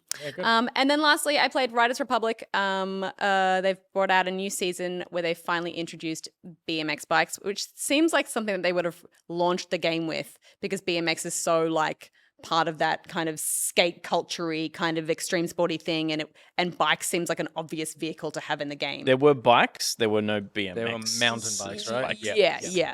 But I think they really wanted to nail the BMX trick nature of it, and I mean, I think they have. I feel like this game is such a difficult game to learn because there's so many. No, you nailed it. There's so many different skills. Oh my god, it's wild. This is not my footage. This person's not wearing a unicorn head, so I don't know. This one's just taking you too seriously. They got a cap on. Yeah. Too cool. Gus, how do you ride a BMX? There it is. Yeah. But this is a weird thing to call out, but all of the sound design in it feels really weird and nostalgic. That sound of pedaling on a BMX and that sound whirring up. Yep. And Spooky jokes. yeah. And I kind of had to spend, there was a good, I would say, hour of the stream that I just spent in a skate park bowl, just crashing over and over and over again until I finally started to get the hang of the tricks and start landing them and spinning and stuff like that. And then once I got into that rhythm, it was great. And I was like, okay, I'm finally starting to get the hang of this. And then we jumped into a mass race and I was like, wait, skiing? Wait, rocket jetpacks? No, I don't know how to, what do I press? And it was just manic. But yeah, it's kind of fun that you can jump into the deep end with those massive races. You played some of this as well. Were you enjoying the BMX stuff? Yeah, I have the same sort of opinion as Steph on the fact that it's like, it feels like you're going back to both nostalgia in real life and also kind of like a Tony Hawk-esque stunt game. The weird thing about Riders Republic is it, on one hand, it's sold or it looks so approachable and so arcadey and so fun and silly, and it sells itself on this idea of being just this huge playground to have fun in. But I would go so far as to say the game, the way it plays or can be played and can be controlled, is closer to a simulator. People people who've gotten good at this game record their playthroughs with like no HUD and doing like real life runs of areas looking like Red Bull athletes or something. Like on a technical level, both controls and what you can do, there's almost a bit too much when you just want to jump in and casually thrash about, that you will then find yourself pressing the wrong buttons, accidentally switching sports, smash. It's not a button masher. It's like, no, literally, you'll be halfway through something and you'll rewind and then be in a gyrocopter. And I'm like, what's going on? You definitely can't button mash, but it's also like, I mean, there's an auto landing that you can have on for simulator, Nick. It's a simulator. There's an auto landing that you can have on for the BMX tricks. For everything, I think it's like if you're on that easier mode, everything you land. But we took it off pretty quickly, and even though it was difficult for me to learn, I actually enjoyed it more. The satisfaction, because it wasn't even the satisfaction. It was actually like mechanically, it's easier to make sense of when I'm controlling all of it. Normally I wouldn't say that. Like I would say, you know I want the way through a turn, and you know you can land this, and not that some weird friction is going to take over. Yeah. It was almost like in order to get good at it, I needed to play it properly and not have that happening. Otherwise, I felt like I wasn't actually learning the skills. I was just pressing stuff. Yeah. I'd say, as a sort of final point, the thing that drew me to the game initially was mountain biking and downhill racing, and I still think that's where it, maybe not where it shines, but for me, where the most fun is. Like, holding on to, like, racing down a mountain by holding the brakes instead of the accelerator is kind of really thrilling and something you don't do in a lot of games, where it's like you are just trying not to flip over the handlebars. And in that sense, it does it really well. The trick stuff, even back then before the BMX, never really did it for me, and I think it's fun, but I was doing this. I was turning on auto land and just going and watching it spin around and just trying to find. The big thing is that there's rails, and grinding with the pegs of the BMX is something you couldn't do with any other vehicles or any other bike. So linking all of that together and then linking it with wheelies and endos, like you could do that transfer thing from Tony Hawk where it's like you could keep your combo running between stuff. That was really exhilarating, but oof. I wasn't good at doing that. I think but at the same time, it's just like there's so much. Oh my god, simulated. There's so much to it that is like, I don't know, because you crash and reset so quickly. You can just keep going until you finally get back on your bike. Yeah, I don't know, just get that into that rhythm of like, oh, okay, I know actually where the rotation is and I can do it. Then we kind of just messed around in the open world, and there's wonderful Easter eggs in it where we just picked like the furthest corner of the map, and we saw a little indicator on there. So we were like, let's just take our bikes and see what we can find. And we got there and there was a little shed and a little treasure chest. And when we opened it, it was like little custom bikes that had little rabbits in the baskets that screamed every time you jump off stuff. That's cute. No. Really, Cool. cool. It's still a really impressive game too. Like what they've built as a huge functioning playground with all these modes and everyone who's in it, and also the AI taking over. It just the vehicles in the sandbox. We did this one kind of pod racing thing in the middle of the desert somewhere that was awesome. This is another weird thing to call out, but the fashion is amazing. Like I've never seen better fashion options in a game. They're all so legitimately cool. It's so awesome. And speaking to the fashion and I guess just some of the fun vehicles, I made a little tiny clip. It's very short, but it was just me and Barger having a good time. All right. 3, 2, These are wingsuits. Squirrel suits. It is. It's just stacks on. Whee! I got a bit of air that time. Joy. Pure joy. Pure joy. What did you expect was going to happen? No, we knew that was going to happen. Okay, cool. We just found more fun Of course. in the face What plant. did you expect playing with Barjo or trying to leap off one step? We both just unlocked eh? these leopard print wingsuits and, Yeah, good. and we're having fun playing stacks on with them. So that was just... Remember Steep? Remember Steep? Will? Don't sleep on Steep. Don't sleep on Steep, Will. Nope. Never sleep on Steep. We interviewed the Steep devs. One of the devs, yeah. E3. Their offices were at the bottom of the mountain, so they just go skiing every lunch break. Incredible. Yeah. Yeah, it really is what just Steep turned into, is this. Yeah, it's a massive improvement. Yeah, massively. No, Oh, but like okay, Steep, right. Steep was like the proof of concept for what this Steep was very vanilla and boring and Yeah. dull when you got into it. You were like, it was too sim, and this is, a Yeah, reaction to that. But Yeah. good. Awesome. I tried to test how high the skybox was and I got one of those propeller... It's like a parachute with a propeller on the back. Gyro. Yeah. And I just went up and eventually I gave up. I was going for ages. I don't know You have how... a rocket. You have a rocket pack. You could have rocketed used. straight up. But this was so funny. I was... So the games we spoke about today, Call of Duty Modern Warfare 2 multiplayer beta, Four Tales, Return to Monkey Island, Omega Strikers, Akane, Battlefield 2042 Portal Mode, Overwatch, The Dead Game, Fortnite Season 4, the live game, Final Fantasy 14, and Riders Republic Season 4 BMX Update. Woo! Boy, can you believe we have more show after this? Well, you haven't seen what we've got.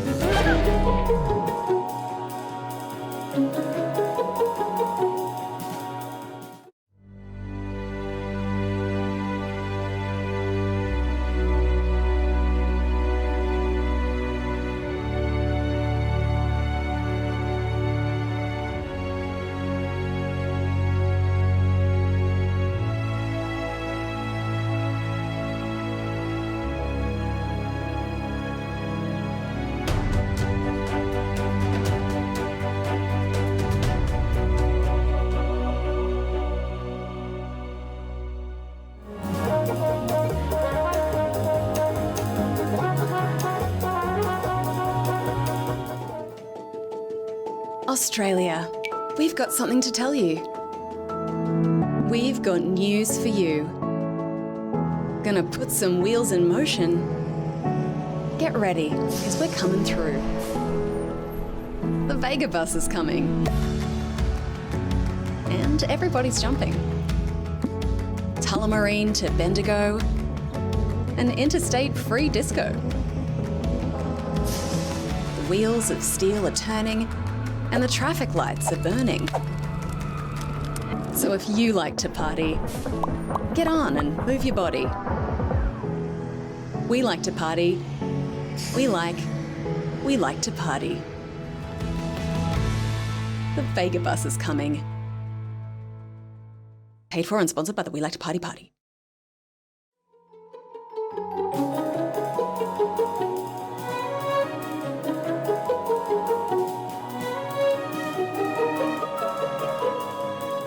Very well played, Steph. You are president. Thank you. Or are you... Oh no, it's Chancellor. I was like, who runs Germany? Girls. Who runs Germany? Girls. Who runs Germany? Girls. Who runs Germany? Girls. Fraulein.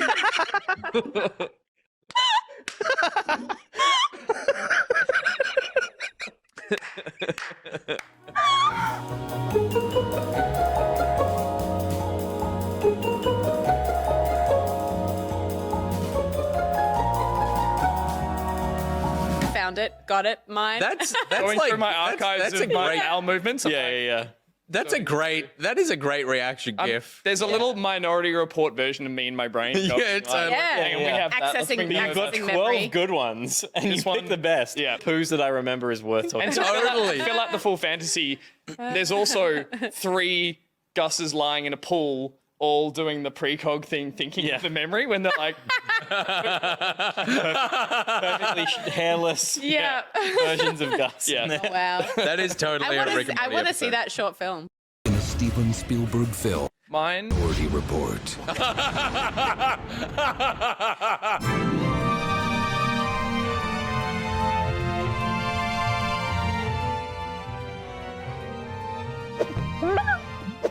Welcome back to Back Pocket. Coming at you live from Loki Studios. Big shout out to Samantha and RhysWild and VegaBus and Gus. Me? Well, the precog thing. Yeah, you did. I never saw that coming. Hey, it's a good precog humor there. That's some good Samantha Morton humor there. Is that who it is? That's who it is, Samantha Morton. What else has she been in? That's a good question because she was sort of like the indie's not the right word. Yeah, I don't know. Like she was sort of like the drama heavy hit girl there for a while, and then I haven't. She was in Harlots. She was in Harlots. Harlots. Yeah, you remember Harlots, Gus? Can't forget it. Remember the twist? Oh, You thought they were all the harlots? I know, and then it turned out Yeah. no harlots. No harlots. Why did they call the movie that again? What a bait and It's a switch. TV series. Oh fuck, we've both been exposed. Good. Well, someone who would never expose us for the monsters we are, Dream PC. Because if we're a monster, they're a monster. Because if they dream us, we dream them. You dream it, they build it. Easy to configure their PCs via their website. Bespoke systems built to order. Authorized Australian market part seller, and they give live updates via their build tracker. And they'll never leak secrets about us. Has anyone here said anything shitty about anyone to Dream PC that could potentially compromise them? One more time. So, Anything shitty about someone? The syntax there was bad. Has to- anyone talked shit to Dream PC about anybody else? Regularly. About anyone else? About everyone else. I believe that. Therapy style. Like, Wow. Okay. But it's all dream based while I precog. Okay. It's all- Yeah, okay, good, good. You dreamt the whole conversation. Yeah. Never happened. Yeah. Technically, Dream PC knows none of it, but I feel like they might. Yeah. You've sent the energy that way. At Yes. least. Yeah. You know, You know how we've gone to this thing of like suggesting things that could be added to the build. Excuse me, Dream PC. Oh, come on, you know what I am. 10 out of 10. Fuck off. Did you know that I apologized Terrible. to Pete earlier in the Terrible. show? Talent. I apologized to him Before. and gave him a cuddle before the show started. Yeah. You apologize for all the stuff that no one cares about. And Why some did you people care about apologize? blatantly. I apologize for being a lot to be around. Did that come to you in the moment, or had you been like stewing on that? No, it came to me relatively in the moment. I felt that I felt my energy was too much for the room. Oh. Yeah. Never. And, If any room can contain your energy, it's these walls. it's this large room. It's the just, largest Yeah. because, room I'm in it's just every because people have been in here for a long time before you arrive. I enter. So you're coming into Yeah. like a Gust of stagnant fresh pool air. of water, and you're like stirring it up. Stagnant pool of water. Wow. Just look at Will's face. He is appalled. He's sitting right there. Anyway, Dream PC. So we've been suggesting things to put in Dream PC that they could put in the PCs. I like the idea that they put a little Word document on every desktop of just something that Gus has said about someone. It comes pre-installed. in your totally out of context bitch about someone. Yeah. And doesn't actually ever refer to who the person is. It's Yeah, just like okay. the sentence that you said about them. Like, Gusgossip.txt. yes, That's exactly. sitting on Wouldn't that be every great? desktop. Yeah. I don't know what it says. I don't know what the legalities I don't know what are I've said. around this stuff, but I certainly think that, and Dream PC, I'm certainly not saying this about you. Oh, I am. That most PC builders are cowards, and that they're not actually taking advantage of the fact that they have someone's computer in their office before the other person gets it, so that you could boot up your computer. And I don't want nothing weird, but like you could really surprise someone every time. Like they turn on their computer and there's like Big Shrek wallpaper. yeah, big Shrek wallpaper. There's one like what it should be is there should be a wallpaper that's just a bunch of arrows pointing at the middle and it says click me. And then there's always a file in the middle and it could be like a picture of Rick just going like, hey. Series of folders that are like riddles that you have to keep It would be navigating so much yourself fun. through. Yeah, Do you remember when that iPhone, somebody got an iPhone and it had a picture of the girl from the factory That's on it? right, who- And then it was like she got fired or it was like Yes. some whole thing. Yeah, that. But Rick can't Rick get owns fired. his own company. He can't get fired. Business. There you go. Okay. But they could get BuriBuri to sue them for some a pre-invasion of privacy. Pre-invasion. We are back to the precogs, baby. Thing. And everyone was on the same page, and they all think it should be the picture of Avexia. Oh gosh, great. you will get in legal trouble for that. Head to go.dreampc.com.au/backpocket for more information about the wonderful things that Dream PC have to offer. We thank them for being a wonderful and supportive business pocket partner. I know who else we want to thank. It's a little someone called RhysWild, because this is a little segment we like to call Very Good Gameplay.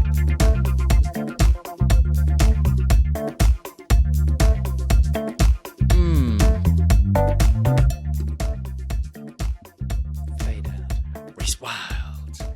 He's wild. We really should get the stone throw from Dark Souls in there at some point. What do you mean? Very good. You know you can pick up bit of those wood. Isn't it wood? Maybe it's wood. They definitely burst into dust. Very and wood? shit when you throw them. Very So No, but you said No, but it's made of wood. it's not very stone, very I think. wood is what he meant. Very wood gameplay. I've made a faux pas. I was so confused. Oh, from Software I faux you pas. said very good, and you said, "Isn't it wood?" And I was like, "Grammatically, that doesn't make sense, Gus." There it is. I love it. I love it. Yeah, we should do that. Let's do that. I'll drop it in. Yeah. Should we check with BuriBuri if we're going to get a copyright strike? We'll be fine. That'll be fine. Oh, speaking of, demonetized. speaking of BuriBuri, I messaged her.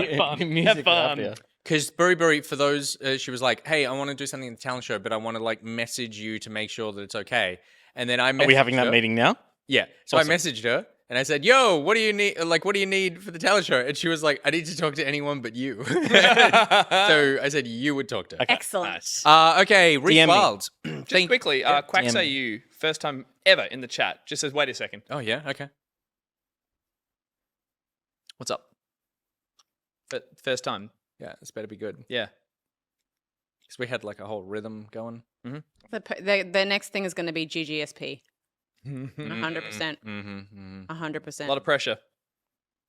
A lot of pressure. Wait a They left. Be my boss. Oh, we got Well,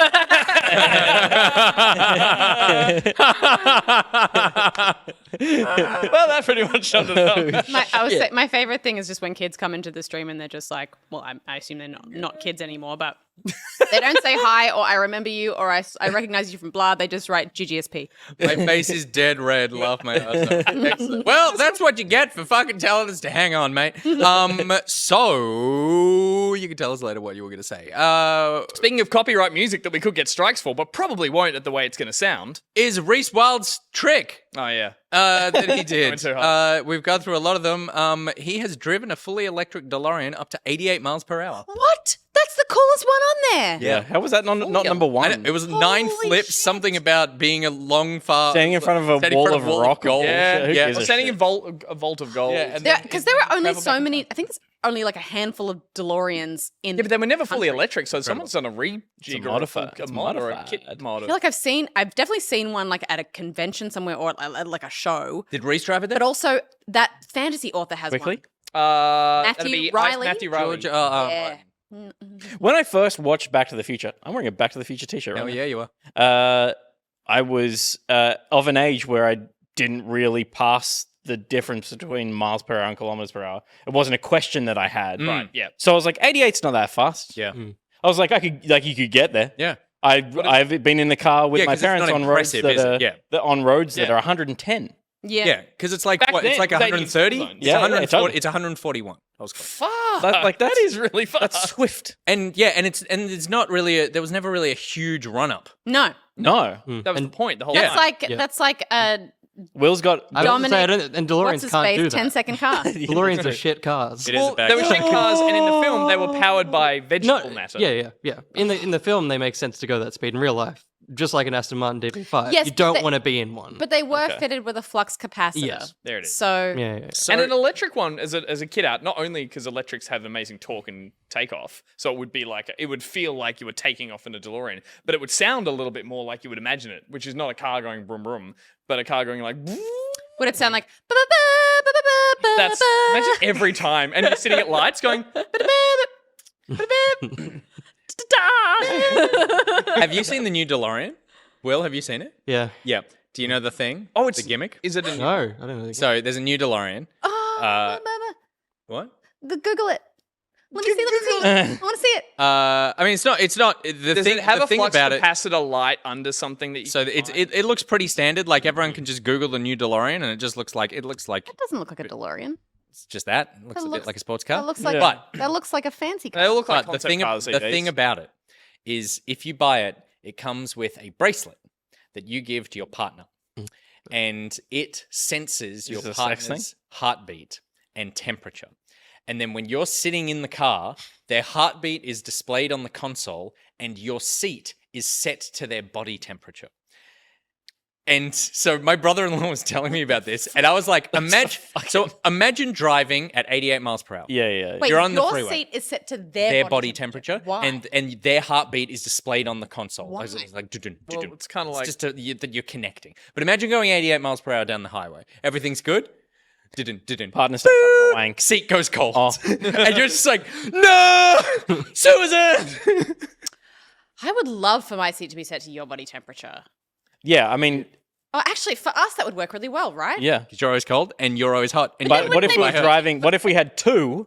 What if we had two, and we were each driving at the same time, wearing the opposite wristwatch? Oh yeah. And then they would be combating each other. Yeah. Then The car would Then my explode. body temperature would go up, and then it would make yours also go up. No, but mine would be coming down from yours. No. But if They'd meet somewhere in the middle. But if they met in the middle, I feel like the middle would still be too hot for you. Yeah. No, So it'd then be- yours would go up. Yes, And then sorry, yeah. hers would. Oh no. So then I'd be you're too naturally warm and mine would. Cold. snake filled. Yes. Yeah. and then I'd I'm be in so the next cold all the day, time. and they'd be like, "You shat yourself, didn't you?" I'm like, "Yep." Yeah, I did. Yeah. And my partner knows everything because my heartbeat was like, it's happening again, baby. The point is only buy one new DeLorean. And also, if you've got a DeLorean, you don't have a partner. And it's just Peyton says, imagine getting a wristy, heat your partner's seat right up. Which, I mean, there's never a bad time to use the expression getting a wristy. Wristy. So thank you. We're going to get this thing to 88 miles per hour. All right. Sorry I jerked you off, Steph. All right. A little segment we like to call very good gameplay. The game we're going to be playing, speaking of weird hand movements, is Trombone Champ. This is a game that I saw over the weekend, and I was like, this looks fun as hell. And then yesterday or the day before, Shark messaged me and was like, hey, here's a game that I think you might like. And I was like, I'm way ahead of you, classic but Shark. God bless you for this. This is a trombone rhythm game, Gus. Yeah, the internet has blown up about this. It's essentially Guitar Hero with a trombone. That's really all we know. Trombone has no buttons, correct? Trombone is just the slide. Yeah, just the slide. Yeah. So you have to kind of know roughly the gauge. position Yeah, of yeah, the yeah. slide to get the right note. I've had one quick go to see how it rolls, and it seems just one input, the mouse, up and down. I think it's inverted. These look like Oh, no. Nintendo Miis. They do, don't they? Can we do different ones? There we go. Muso or any other actual musician in the chat. Are they called tromboners? Or is that just a funny? Is that just a funny joke? I hope they are. So all the songs from first glance look like right they're from there. I only the know that's royalty-free Simpsons. library, but they do have a difficulty thing there.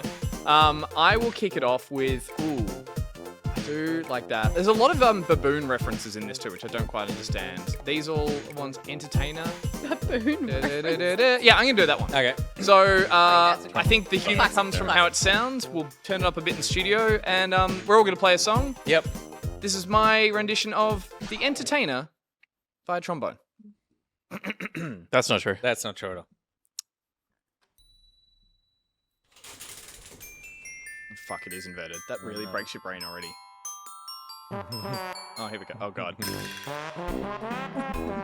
Oh no. Nasty. Perfecto. Nailed it. Is that hard? Do you need to click? Yes. It's your breath as well. If I hold it, I'll run out of breath. Oh my god. Oh my god. Don't make me laugh. It's like a balloon losing its air slowly. Oh, shit, you run out of breath. Oh, no. Yeah. You got a pretty good score though so far. Holy shit, you have to take so much I air think when you run out of breath. It's if I click and let go. Click on a circle, let go on a circle. Yeah. That's... Oh my god.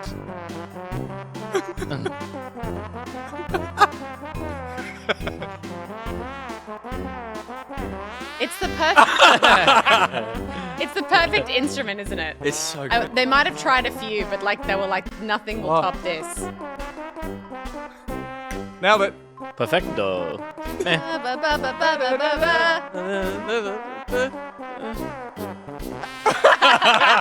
Yeah. Bravo. How'd I do? F. Hey! D. Oh, D? Oh, see. Holy shit. Have you ever played the trombone before? In real life? No, trumpet. I tried at school, but never trombone. Incredible. Maybe I should have. I've earned 224 toots. Oh my god. Who'd like to go next? Because this is we're gonna run this one I'll into do the it, ground. and then we'll throw it across the table. I'll do it, but you need to uninvert it for me first. That's the No, game. it's built inverted. That's the point.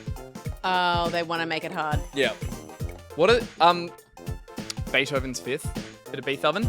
How You should play O Canada for Shark. Blue Danaboo's good as well. you can play that for Shark. Okay. And then you're back to the starter. Yeah, cool. So those are easier ones. Both 3-star. Oh, what was one? That was a 1-star. Oh, ball game's a good Warm one. up. How hard was the Entertainer? Just for reference. 7 or something. There were 3 empty stars. Next one. Then. Oh shit. Yeah, nice. Yeah, Zareth. I am good. What's Zareth? What's Oh, it's on now. Gladiators? Don't know it. You might want a bit more wrist action. Yeah. That's the DeLorean speaking. Will gets it. I get it. Oh, I missed that fun trombone fact. Oh, it's the circus song. Uh, This is Ladies and gentlemen, oh my gosh. welcome. I'm gonna go.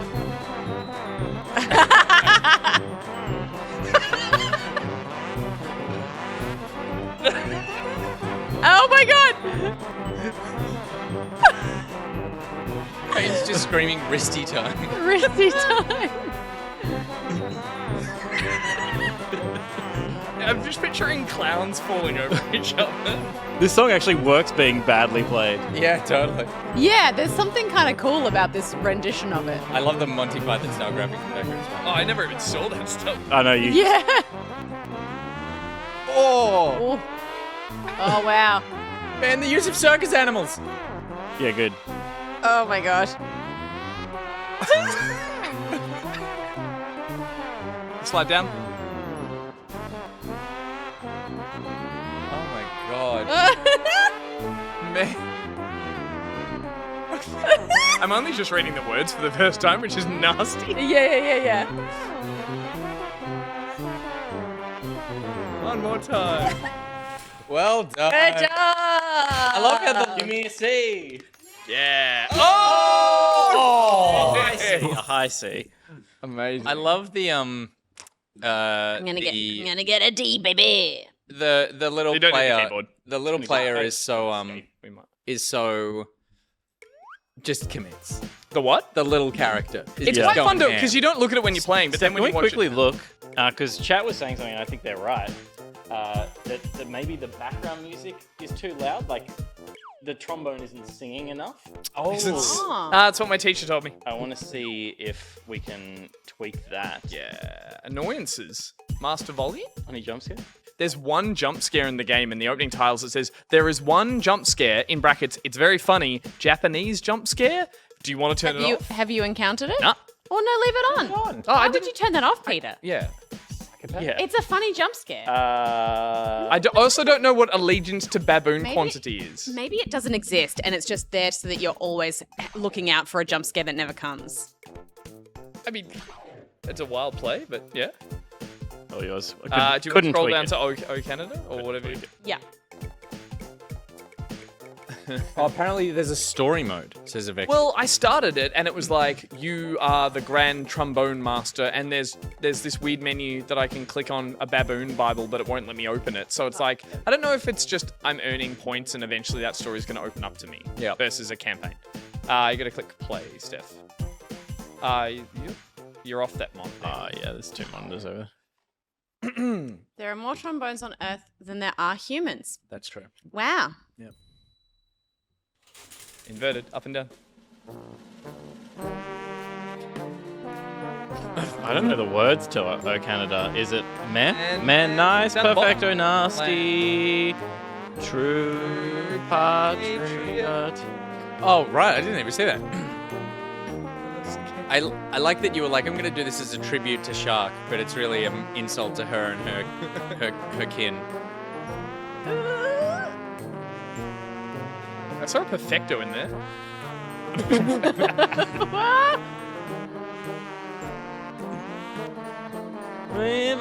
And up we go. Oh, key change. I mean, isn't that a key even change the in the sound of national a trombone? Oh, it's like going to every year 6 recital. Yeah. Yeah, just up an octave. What is in the background? It's a beaver. It is too. Beautiful. Oh, that was really Well good. done. I reckon you're going to Hang get a on. B Yeah. there for sure. That's Going- beef. going- Sure. Well, Nick, the gauntlet I has had a been... lot of long has notes. been I had a thrown. lot of long notes, which were easier to sustain. Gauntlet is... I got 239 toots. Good tooting. What are we spending our toots on? More trombones, I imagine? Yeah. Again, you Yeah. don't need the keyboard. I Nick. saw it.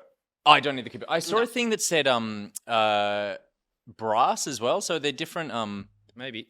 Scroll around. You're on the other monitor. There you go. Middo was asking for Scarbird. Scarbird. Well, I think I want to do the This is the. It's God Save the King, which is quite timely. Oh, it's 1 star. Oh no. Sugar Plum Fairy would be awesome.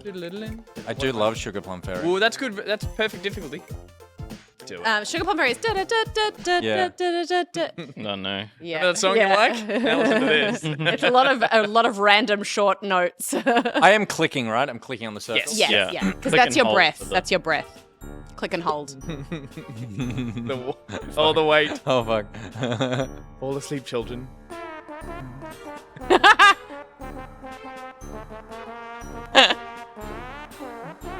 Oh my god, the slides.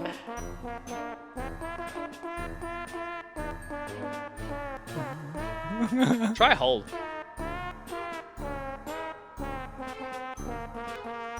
Fucking hell. They're impossible.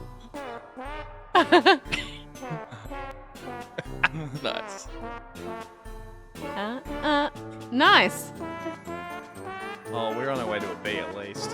Yeah, this is solid. Oh, Yeah, you're doing really well. Look at his casual stance in IRL. Leaning on the Yeah. table. Yeah. is the hand on the face helping? Take your hand off your face and see if you just keep doing what. It was helping. Put it back on. Well.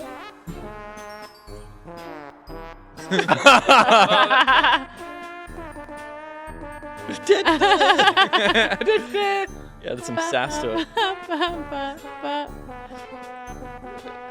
Here we go.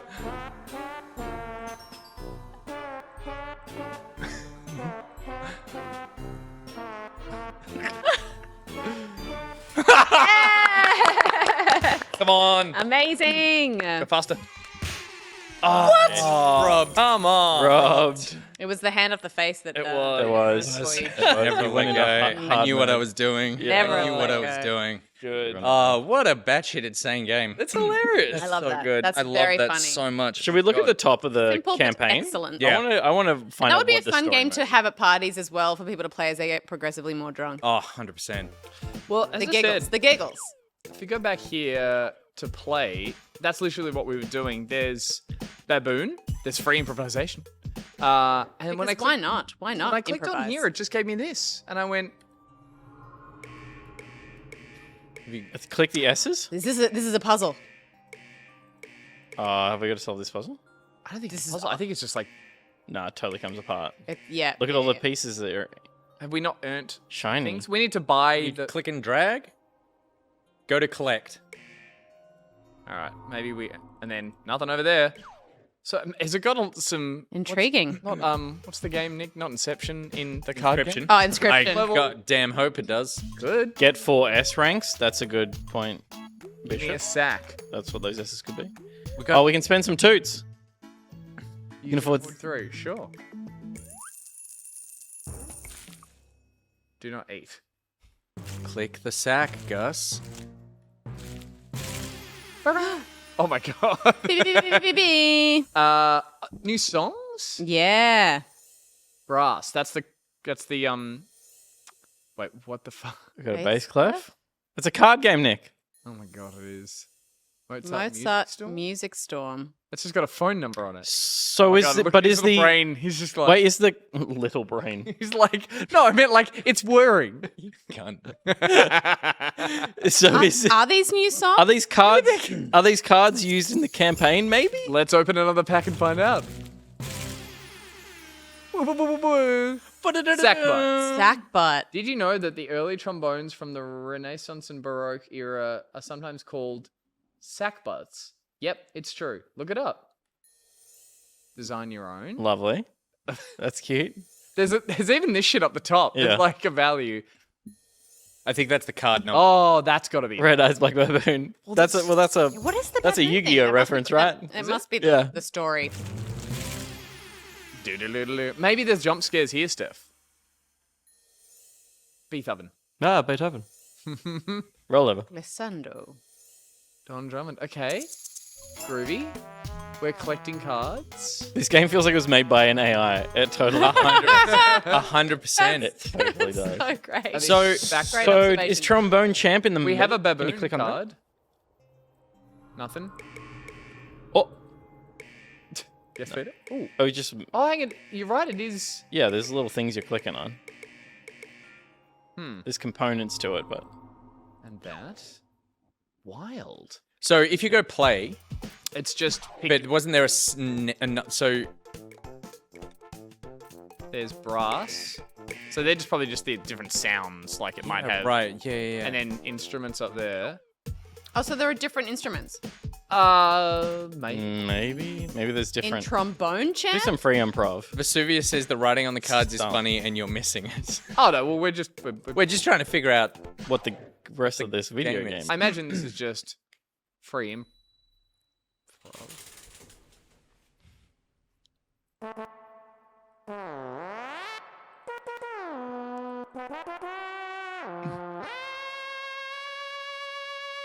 Beautiful. And we're done. Like that, folks. How weird. Yeah, right. And from the play, there wasn't anything in there that was like, play this, or I mean, But there You have to play through all the tracks story and mode? then It's, well, I think Vexia said the story mode is really good, but I don't know whether maybe he was being. I can take one risk and say we play baboons just quickly. Okay. Because it's described as baboons. Okay, The whole game has do baboons in it. it. Do it. Maybe it's something. Maybe it's nothing. Most trombones owned is held by Mike Brass of Omaha, Nebraska. He owns 2 trombones. That's fun. That's fun.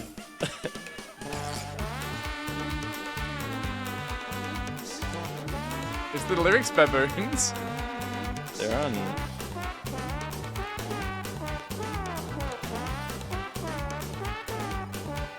It's weird when you don't know the song. Is this like a trombone in joke? That baboons is a song that everyone has to learn or play or something? Oh, I love that as an idea. Yeah, Yeah. like something that only tromboners would get. Like muso Like Yeah. this is a. I've made a game that's purely based off an in-joke for a unique brass instrument. Oh my god. BMAX says no, it is not. The trombone's a weird instrument as well because it's like, like you never go hear a solo trombonist, do you? In a part, but not for a song. I think maybe a bit, like a little bit Yeah. in jazz, maybe, but A little bit, but like, Mainly just for people falling down, I think is the trombone. Fat people is the tuba, and people falling over is the trombone. yeah, it's like it's the slide is what you get out of the trombone. That Yeah. Quite that hard to do people it like to use. perfect. what is this song? I definitely feel like I've heard it before. Jules J is a trombonist.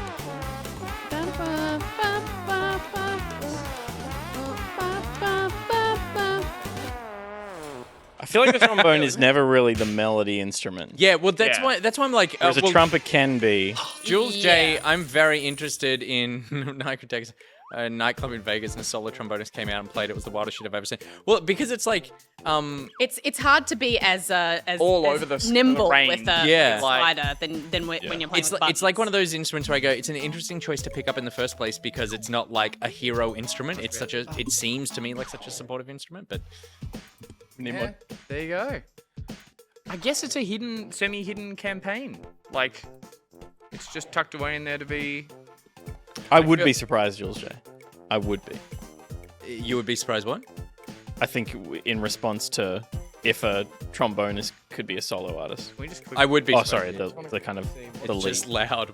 That's why I chose it. Is one that's all the stars? Trombone, Fuerte. fuerte.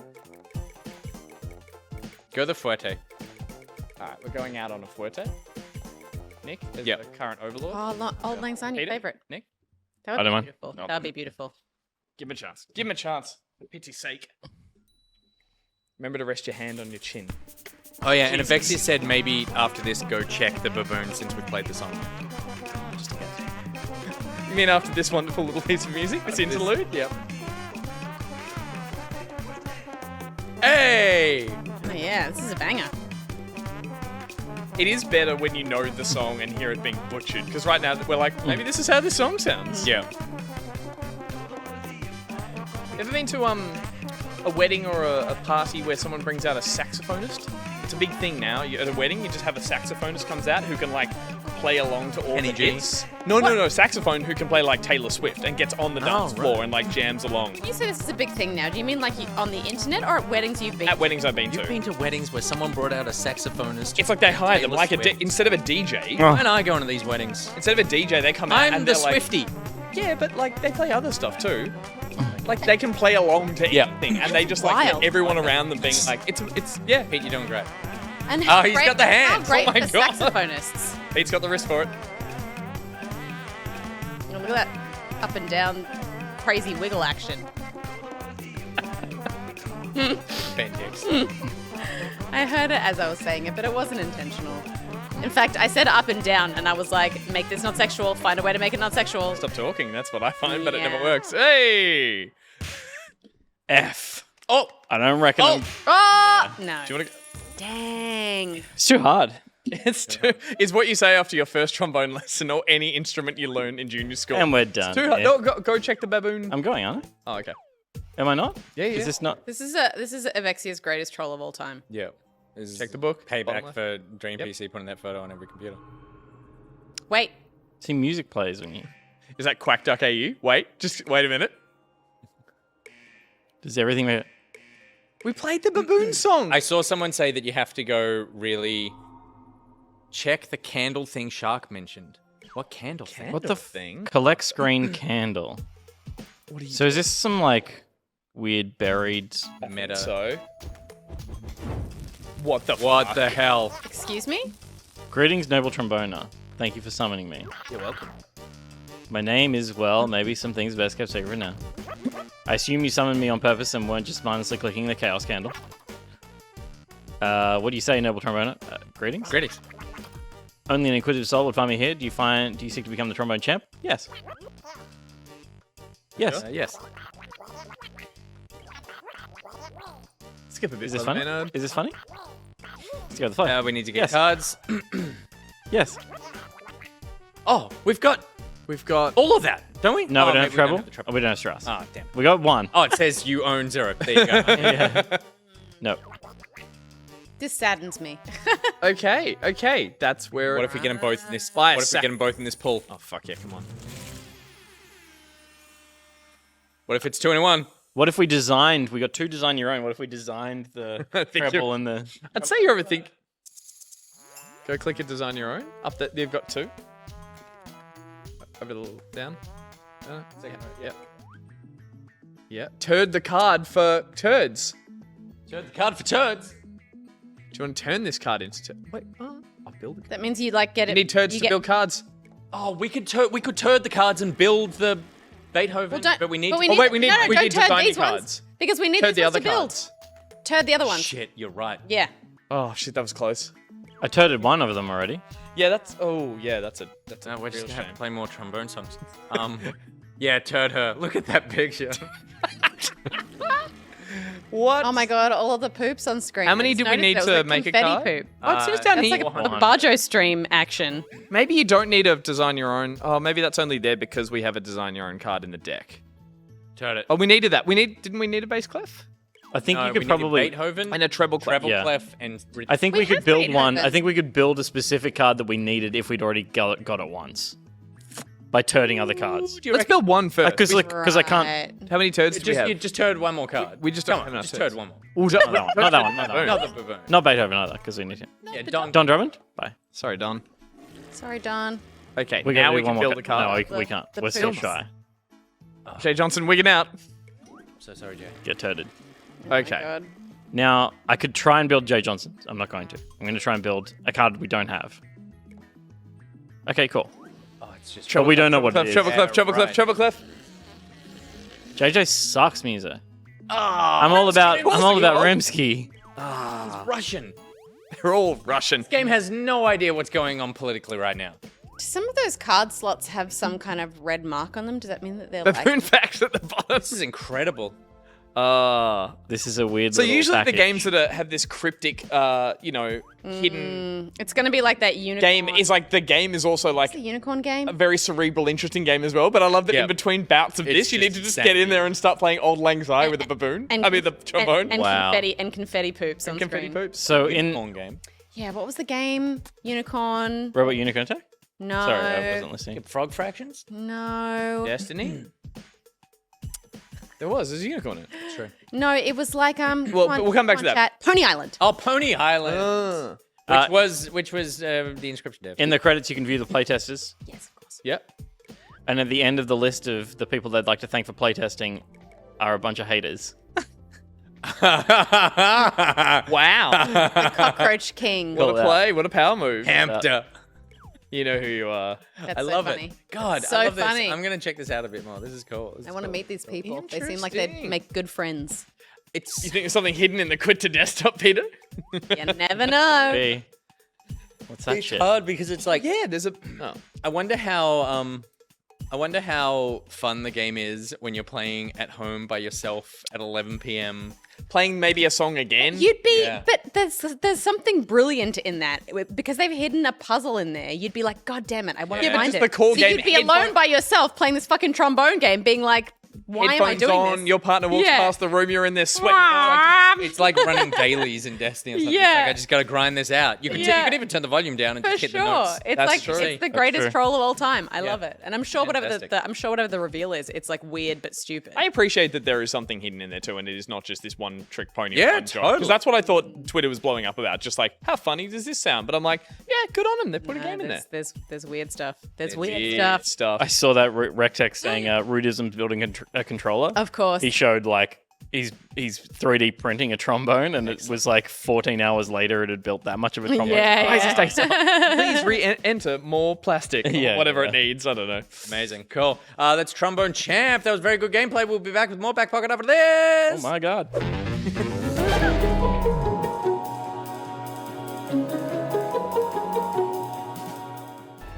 And that's how you eat barbecue shapes.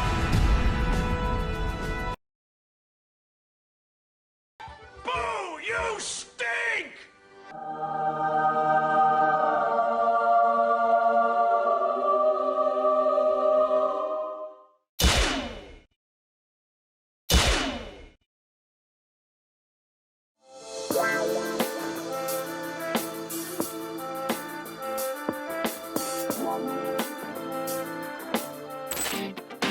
Hello friends, haven't got a plan of what games to play this week? Fear not. Unleash your craving for blood in There Is No Light. Ah, it's dark. Turn the lights back on. Ah, that's better. Looks like Souls Mania isn't going anywhere as a very obviously titled Solstice drops this week. Gundam Evolution also proving that robot dudes fighting each other still super popular. You may think there is no place for bravery until your child is stolen by a dark wizard and you find yourself sword in hand, fueled by rage. Listen, crime is messy. Serial cleaners put stealth and strategy into cleaning up blood. Ugh.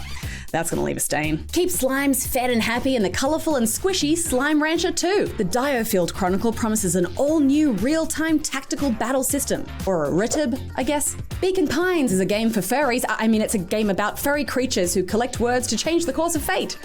I mean, come on guys, look at it. Shovel Knight Dig will see you digging into some new adventures. Now save me for digging around for feedback and validation by leaving a comment about what you'll be playing right here, out in the open.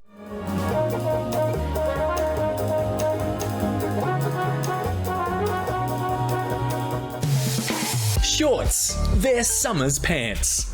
From cargos to cutoffs, Bermuda to board shorts, when you want to show off the fourth worst part of the human body, wear Orenishii shorts. Every pair of Orenishis are single origin, fair trade, and handmade by this lonely, overworked child robot with hands. The process couldn't be simpler. We start by asking for your measurements. Then, in the spirit of fairness, we send you our measurements. Our robot will send you fabric samples of 6 kinds of thick denim. We then make a full pair of jeans. After sending you a picture of us wearing the jeans and looking fit, we surgically remove the excess pant and voila! You've got yourself a pair of original Orenishis. And to ensure there's no wastage and a dolphin doesn't choke on them or something, we take those discarded leg bits and use them in our latest product, Orenishii sleeves. Orenishii sleeves, for when you accidentally bought a singlet. So don't settle for sweaty knee pits. Order your Orenishis today. They're the only shorts you'll ever need.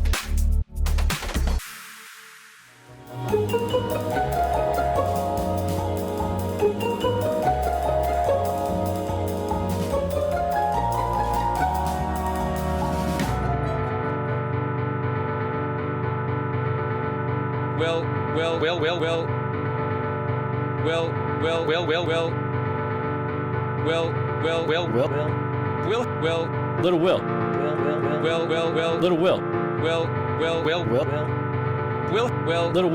Little Will.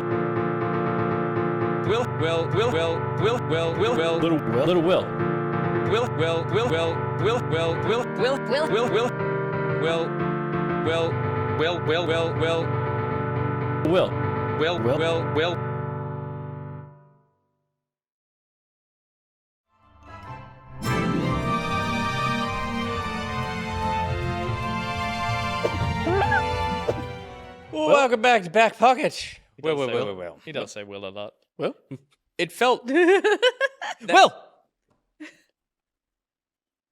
Will. It felt trombone champy. It did. Yeah. It did. Yeah. Yeah. Melodic, weird, but a little painful. But not pleasurable enough. at the end. Yeah, but it finished. Big thank you to DolphinPants, LaughingSeal, Orenishii there for your continued and undying support. We know you'll never leave. You're trapped, but you're not trapped tonight because we've reached the end of the show. We have spoken about video games for 2 hours and played trombone for a little bit. As much as we could bear. Yeah. We should have done that in the PAX team. As long as we probably should have. It was the perfect amount of game. It was a triumph. Thank you, Shark, for the suggestion there as well. But of course, we do have the post show brought to you by Loki Cat. Images to show. Yes. Yeah. Beautiful drawing from. It was actually Dusk Bunny, but she's changed her name on Twitter and Twitch and stuff, so I didn't realize. Oh, I didn't know that. Yeah, and everyone was yelling at me like, "It's Dusk Bunny," and I'm like, "Well, it's not." How was I supposed to know? What's Dusk Bunny's new name? Vesuvius or something? It's close to that. It is similar. It's got close. V's and A's. It's and a bunch of. Don't we all? Like, it's. I don't. Some of us do. Vesuvius says no. Vespera. Vespera V. Vespera. Vespera V. Vespera V. Vespera V.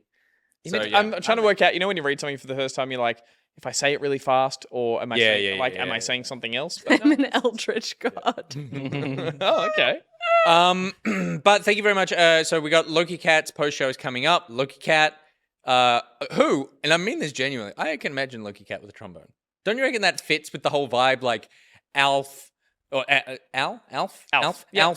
the birds, the motorbikes, the long hair, the whiskey. Like, there's something about that screams. There's a devil-may-care attitude to like instruments. Yeah, trombone. Yeah. Where did that come from? 100%. But unfortunately, I'm sure he won't be joining us because he'll actually just be playing Return to Monkey Island again for the third time. He has said in the past he's a drummer, but also a little bit of saxophone. Hey. Which is the thinking man's trombone. Yeah, it's just a bent trombone. Get a gig at a wedding. Yep. Get a gig, learn your Billie Eilish numbers or whatever it was, and you'll be sweet. If you want, though, you can compose a saxophone treat for us to read out underneath the credits. Peter Burns, you have the honors this week. Okay. Saddle up, strap in. Thank you, everyone. On this list, a very special thanks to the mods, Gat, Syntax Error, Kit Carnage, Liz Dahlia, Sith Cat, Phoenix O'Lion, Disturb 778, Jax, Caboose, and What the Shark. Pockety Wrangler is Little Miss Starlet. Gus Beard Wrangler is Dump Days. Department of Donuts is Honey Bun Bun. The Bot Lubricator were We Are Robots and Limbot. Foot Severer was Moth Captain. The Foot Licker is It's Jep. The Costume Department is Orenishii. The remover of foot from Gus's mouth is Babble and Boffin. Look at time. Time for what? Oh, you're ahead? Yeah, I'm just way ahead. I feel like we could... Doing so well. You're going to let it get to the top and then catch up again? I'll try. Like a pro? The back pocket legal team is Akarash. Nick's own legal team for his dumb mouth is BuriBuri. Head technician is Kane Lavos. Scardy Grimmer is Glowing Mind. Gaming department is MPod 18. Naming department is Oz Naminator. Best boy is Eva Ray. Worst boy is Evil Spyboy. Box boy is Boxy. Scardy Feed is a BT Nano and Super Studios. Scardy Breed is a Slowpoke and Zeke. Scardy Wranglers are Bifrost and Sound Like Steve. What instrument did you want to play in school? In school, I mean, everyone wanted to play guitar. Of course. So I did. Yeah, but what did you want to play? I would have loved to have played the oboe. The Worm Wangler is Toxic Chalk. Peter's Cable Guy is Wolsey. World Design is A. Timothy. Gaffer, holder of Gaffer Tape is BMAC. Steph Attention Grabber is Daywalker T16. Assistant to Steph Attention Grabber when she loses attention is Daisy86. Fire Starting Department is Ninja Pyro. Steam Refunder is Badge. Stunt Coordinator of Backflips is RhysWild. Community Hot Boy, Necrotex, and his Hot Boys, the Coastal City and Avexia. Assistant Remover of Sugar from Coke is Kaylee Kool-Aid. Executive Show Cancel is Raj. Remover of Sass is Sassos. Replacer of Sass is Skirovic. Houseband of Music for Hire in Middle C. Environmental Officer is Hungry Tree. Dinosaur Supervisor, Phil Tippett, obviously. Bird Supervisor, Loki Cat. And Pocket Business Partner, Dream PC. It's also there. That's it. Nailed it. Wow. I played drums. Mm-hmm. And then there was one point where a music teacher was like, really weird. Music teachers are always a little like different from the rest of the teachers. And he was like, if anyone wants to learn oboe for free, because you will pay for music lessons if you took on an instrument, like it added to your school fees. And he's like, free oboe lessons. And I was like, yeah, all right, I'll do it. So he gave me an oboe to take home. The case is fucking huge. Someone mentioned in the chat they played it. It comes in 3 pieces which all screw together. I got home. I was in year 5. I was like, Mom, Dad, I got a free oboe. They're like, what the fuck? And I put it together. Had never played an instrument with a reed. Still can't. Tried blowing into it. Took it back. And they're like, someone would like to give the oboe back. And he's like, free lessons for a week. And they're like, no, thank you. Yep. I play the flute. But I was also You're a flautist. I was also in year 5, and my arms were not. Can we shout out Middo's pro bono oboe? Oh yeah, nice pro bono oboe. No, the pro bono oboe. No, pro bono. My arms were not long enough to do the full flute, but they have a special flute that curves around on itself. What? So instead of being them. instead of being a flat piece, it kind of goes backwards, and so that the mouthpiece is shorter, and then you can play it with your little arms. Yeah, right. It was heaps your cute. little T-Rex arms. Yeah, and I remember like when I got to the end of year 6, I graduated to the full flute, and it was very exciting. That's amazing. And then I got to year 7, and I was like, "Fuck the flute! No way!" Fuck the flute. My cousin and my best friend at school, same person, played the flute, and he was so good. He was jazz flute before jazz flute was a thing with Ron Burgundy. Oh, right. I was about to say, because I think that was like the 40s. Yeah. No, but like, you know how it became like a joke. Yeah. He would like, and he still plays the flute. He currently has a band. And they are just the most batshit insane thing you've ever seen. Yeah. It's like so experimental, but he will be like, he's on stage, like they play like all gay clubs, and he's standing there covered in glitter with like this like flowing silver cape with no clothes on except for Speedos. And there's just this massive electric light show. There's a 3D head rotating behind him, like on this screen screaming. And he's there like half singing in falsetto and the other half just like jamming out. Gay Jethro Tull. Jethro Tull. Yeah, I was going to say, giving some hard Jethro Tull vibes. Yeah. All wind instruments have a weird trick to them. They have a weird warm-up trick, because my best friend played flute, and probably just to like year 11 good standards, but I'm like, wow, this is amazing. And every time he'd play, he'd be like, let me just hang on, I'm like, oh, I can't play. I'm like, whoa, it just takes off and they run with it. But like, it's like starting an old car. Yeah, it's like there's a weird mouth position, and with the reed stuff, it's like there's a certain level of wetness. There's no reed in a flute though, is there? No. But I'm talking about like with reed instruments. Like, And then it's so graceful I never and played those, wonderful. but my clarinet pals always were doing weirds. And it's so graceful and wonderful, and they're like, and then just a bit of spit comes out, a little valve at the end, and back to it. Disgusting. You're like, Disgusting. If you want to check out Byron's band, it's The Deep Faith on. If you go to Instagram at The Deep Faith, check it out because it is a fucking trip. God, I love that boy. Cool. Thank you very much, everyone, for hanging out. We're going to see you in the post show if you're eligible. If not, next week is our last show before PAX. So we've got one more show and then it's PAX and then we're gone because we won't have a show on the Thursday night because we'll be in Melbourne. So you've got 2 more weeks to enter the talent show. There's a link in the Discord and there is something in the Nightbot at some point. And there it is. Thank you very much, Ben, or whoever put that there. So join up, come along to the PAX panel. We'll see you guys at PAX. We'll be there for all 3 days hanging out, doing a bunch of stuff. But the PAX panel's on Friday night at 6:30 p.m. 6:30 p.m. It is Logitech in the Quokka Theatre. Quokka Theatre. Yeah. 6:30 p.m. Friday Friday night. night. Yeah. When? 6:30 p.m. I'm not Friday going to night. remember. It was 5 o'clock. 5 o'clock? Yeah. 5 day? Yeah. It's 5 day night. We're in the Wombat Theatre. This in-joke will make sense if you ever see the outtakes for a video you'll see on the PAX socials in a couple of days. All right, cool. We'll see you in the post show. Until then, let's back it out. Get out, everybody. Bye. Oh, fuck.